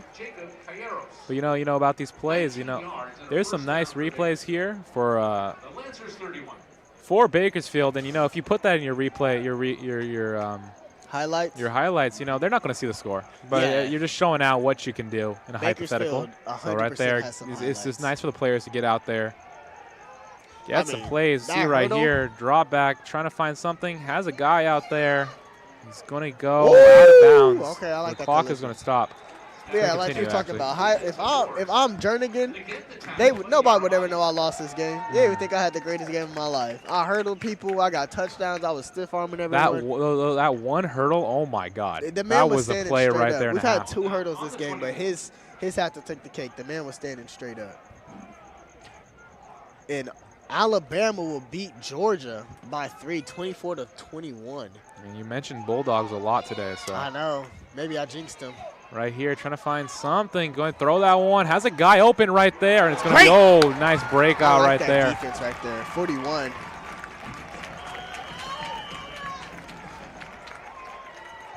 Two-minute timeout. 2-minute warning right here, but Pasadena, Jason Porter right there on the coverage, but Pasadena, 2-minute warning. They are up big right here, 45-17. Now look at the technique. You see, quarterback tries to run, doesn't fully get out there. He stays locked in. Hands first. He played the hands right there. Pretty close to getting the PI, but I really like how he went through hands first, played the ball, and that way, no PI call. Great play by PCC.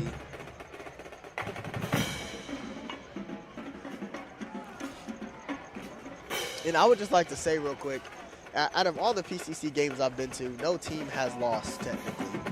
I've been to, when I was reporting it for the baseball games and the volleyball games and all that, we haven't lost yet. I'm not saying I'm a good luck charm. You just bring the mojo, you know. I'm not saying I'm a good luck charm. I'm just saying we have good luck every time I'm there.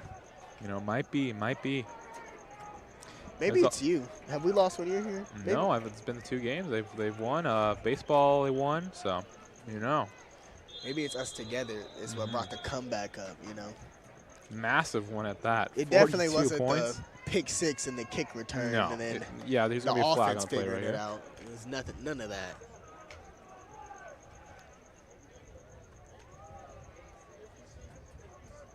2 minutes. If you're just joining this game, might look like it was like just a complete no-show from Bakersfield, but really missed a good one.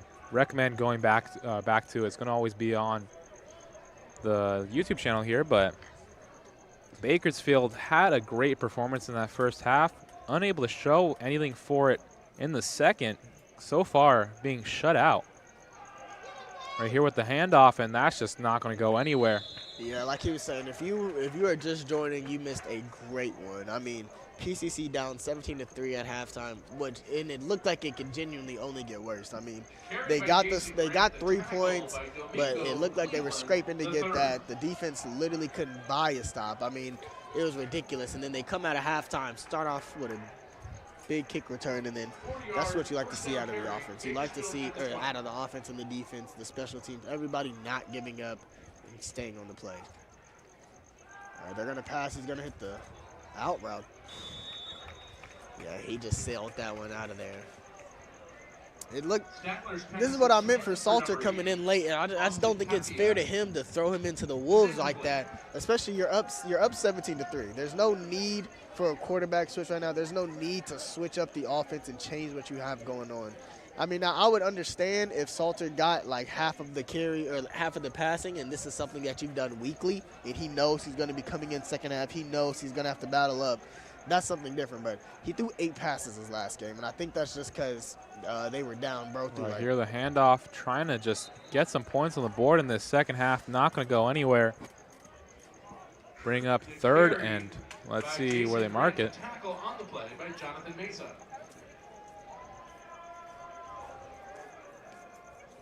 Gain of 5. 3rd and 5. We hit the 3rd and 5 at the 15. Hit the 1 minute mark. Yeah, Bakersfield just trying to find the Chris Paul right here. See what they can do. Bakersfield just trying to get out of this game, dog. Here is Statler going out, has a guy right there. Oh, did he make that grab? Nah, and he got away. Whoa, he did make the catch. They're going to get the Chris Paul move right there. Going to cut the lead to 35. Or no, cut the scoring difference in this first half to 35. But I like that one. I like that one. Chris CP3 cuts the lead to 35. And if I'm being honest, I do not think he made that grab. I don't think he survived the ground. It was definitely impressive. That if we have a replay of that one, could be one that we can go back to and see. But seeing the kicker out there again for Bakersfield, I want to shout out him. I really like the Bakersfield kicker. Carlos Villa, he's a dude out there, freshman, and he's got a leg on him. He got a leg, and he's a dead eye. He hasn't missed a field goal yet. One got blocked earlier, but that's not on him. Yeah, look at this. Ooh, that's a nice grab, though. See, look at the ball's on his back. The ball can't move when you hit the ground. That's just not how it works. The ball has to stay secure. You have to secure it through the ground. Now, I'm not sure if that's college rules, but I'm pretty sure on every level you got to secure the ball. But, hey, you know, it'll look good on the stats for him, I guess. Refs threw him a bone. Yeah, Pasadena up 21 in this one. Yeah, they did a nice little rollout, same concept, same thing they've been doing, flood concept. Catches it. And let's see, it's going to be right there. Has it around, right behind the ref. Look. Do you see how it went from? Yeah, the ball is immediately on the ground. It goes from his chest all the way around to his back. And you can see number 27 a little perplexed on the play right there. I don't know. They may have gotten away with one right there, but who are we to complain, you know? We up 20. We up 21 right now. 40 seconds left on this one. Pasadena could just kneel this one out. If this was Madden, they'd have to do what I call pass the sticks. You know, you're down 21. You're not looking very fruitful. Go ahead and pass the stick to somebody else. See what they do here after this. What would really be devastating would be another kick return. That would really hurt. Just take away that touchdown that was scored. See what they do for fun here. Up 21, Pasadena here to receive the last kick, presumably, of this game. Oh, they do a little squib kick. Ooh, hey, they almost had a nice little misdirection there, almost. I don't know if they meant to do that, but it almost happened. There was a little bit of something brewing there. You saw the little bounce up into the bounce, air. I think the bounce definitely was unplanned, but 39 had some great awareness there and just caught the ball, didn't let him hit him, and then get picked up by someone else. He caught the ball, tried to make some shake out of it. I like the awareness right there. So let's just look forward. Pasadena is going to go up to 3-2 so far in the year. It's going to be their first win in conference, so definitely a big one. Yeah, this is a big win. And beating a team like this by this margin, because, again, Bakersfield lost to the #1 team in the conference by 8 points. 8.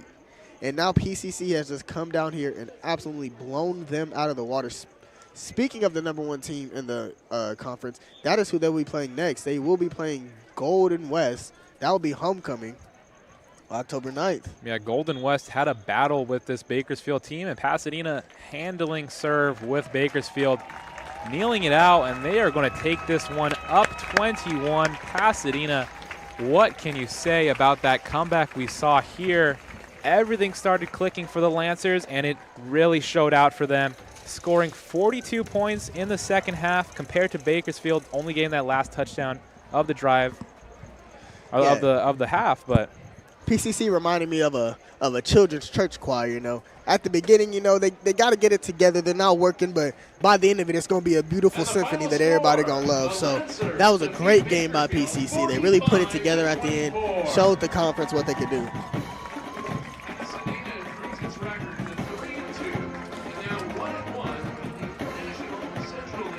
1-1 in the league. That's what we like to hear out of them. Yeah, Very nice Pasadena, to see that. you know, last year they went undefeated, but right here, getting their first conference win here at home, definitely starting it right, just trying to string some wins together now. You're playing against an undefeated team next week, or after your bye, so. Yeah, that's going to be a big game for them. After a bye week, going against the #1 team in the conference, I mean, that's not going to be no slouch.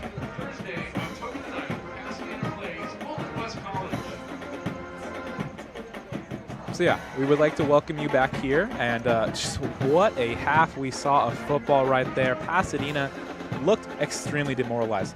They looked like they couldn't get anything. They couldn't stop the run at all, and we were talking, stop the run, stop the run. You know, they stopped in the one way you can't. They just forced Bakersfield not to be able to run. They had offense, they had defense. Special teams was what really got this one started. Just where can you start, TJ? Yeah, so the first thing you want to start with, again, is that special teams. Special teams came out heavy and got the kick return early. Now, they almost got a kick return at the end of the half, but it got called back due to a penalty, but that led to 3 points. So that was the first instance of special team being great. Then they got the kick return. That was the second instance of them being great, and they got the momentum kick started. Then you switch it over to the defense. Like you were saying, they were running the ball all over PCC. We couldn't stop it, even if my grandma asked me to do it. Like, it was a bad thing right there. We couldn't do anything. But something flipped in the second half. They said, we will not allow you to run. You are going to have to pass it against us. And you saw what happened. The first pass immediately from the new quarterback that got switched in that half. You see them with some moves, showing it off their hypeness right there. Pretty happy. You see the vibes here. Pasadena had nothing after that first half. Yeah. They had that nice drive. We were talking about maybe you replicate that a little bit. You try to find if something can string together, if you can find some motion.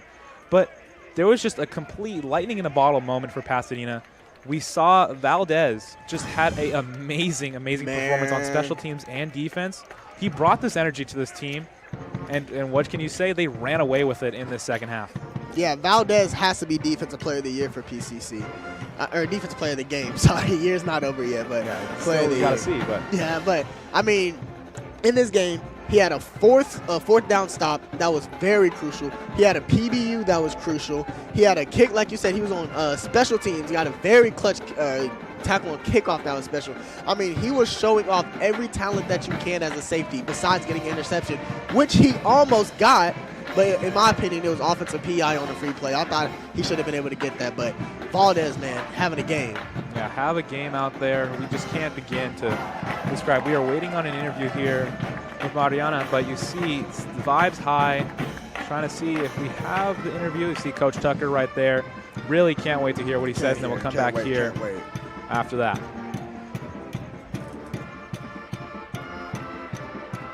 On your amazing victory after the first quarter. Your team was 17-0 in the first quarter. What does this comeback win say about the heart of your players?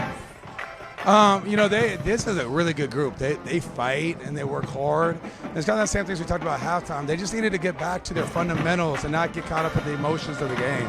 And they did that. They really kept their wits about them. I think we had some sparks in there. We obviously got a special teams touchdown to start off the second half. We talk about that all the time, that's a scoring play. And, then they get a defensive interception to kind of get us back into it. Then we can press the reset button. We got to 17-16, and then we can really start relaxing and keep playing. We're a really young team. And so they just got to be able to kind of put through the fire a little bit. Once they're in the fire, I think they're going to go. So I'm excited about the team.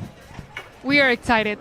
And in the third quarter, we saw an amazing momentum swing. Kickoff return, an interception for a touchdown, and that 45-yard pass. We are ambitious at PCC. And what do they say about your team's potential for a championship run? Oh, man, this is such a hard league. We just got to – that's a really good team over there, and every team we play is a really good team. So, to me, it's like we talk a lot about in our program is what is being a winner, and being a winner is doing the right thing all the time. But we just got to take it one rep, or one class period, or one study hall period, or whatever it is we're doing in the moment. We just got to really focus on it and win that moment. We're not. That stuff is so far beyond. Those outcomes are so far beyond. It's more about us doing the right thing day by day, minute by minute, and good things will happen for us. It's very important to be present, and I remember last year how you've been teaching your students to be good students in the classrooms, good persons with good sons and everything. So I'm very glad that you're teaching them to not focus or being too ambitious and just overthinking in the future. It's always a win by each day. Yeah, it's an emotional game. So I think sometimes when it gets emotional, like it did at the end, the guys really wanted it. They wanted to hold them to 17 points. It gets emotional sometimes. But I think in those emotional moments, I think we all got to remember, myself, other coaches, how do we respond when we get emotional? And that's hard. It's hard. We talk a lot in our program about being uncommon. You got to be a little bit different than the common person. Common person's going to be emotional. It's going to react off emotions, but we just can't do that. I think if we continue not to do that and don't react off our emotions and react off our skills and our mindset and doing the right thing, I think, we have a good team. We have really good players that really care. And it's very important, emotional intelligence. And I'm very curious for the speech that you give them after the second half, because they came back very strong. Well, I tell you what, one of the things we do, and I know the cameras are in there, but we always we clap it out, So we got 45 points. So the first thing we'll do when we go in there is we give 45 claps, because that's fun, that's important, and man, these guys deserve to be happy, and just kind of see the fruits of their labor pay off and believing in themselves. Because a lot of teams that are down 17-0, they're going to kind of give up. They're going to stop believing in themselves, and not us. This team's not. They're going to believe all the way till the very end, and we saw that last week. So that's why that game last week, we lost last week. But I kept telling the guys, we got to fall forward. Never let a team beat you twice. We can't let that team, just because we came out slow and we kind of did what we did tonight a little bit, we can never let a team beat us twice. And it's how do we respond, and how do we, come out and just compete play by play, and they did that. So I'm very glad the type of coach that they have, because they're very focused, very disciplined, and very present in each game. I appreciate it. We're very well supported, and we got great fans. We got the band. We got you guys. We got 16 people on the broadcasting, and Jim Patrick does a phenomenal job. So thank you very much for doing this and providing. I know all my family back home watches these things, so this stuff's really important. What you guys are doing. I wrote Jim Patrick an email, said the experience that he's giving you guys right now is phenomenal. This is what PCC is all about: hands-on experience and getting on-the-job training and doing it in an environment that we're all together. I see the broadcasting team as part of our team, and part of our family. So you guys are doing a great job. Keep it up. Thank you so much, and go Lancers! Go Lancers! Thank you. So for the last time, I'd like to bring you up here, Robinson Stadium. We're at the upper deck here. So Great job, just guys. final words here. Pasadena, they're going on their bye week. They're going to play against Golden West for their homecoming game. Got any final thoughts about that Yeah, one? so that's going to be on Thursday, October 9th. One of the first games on a Thursday for college. It's going to be a big game, showing what they can do with the week's worth of preparation, going into a team that they haven't played before, but they have played a team who's played them.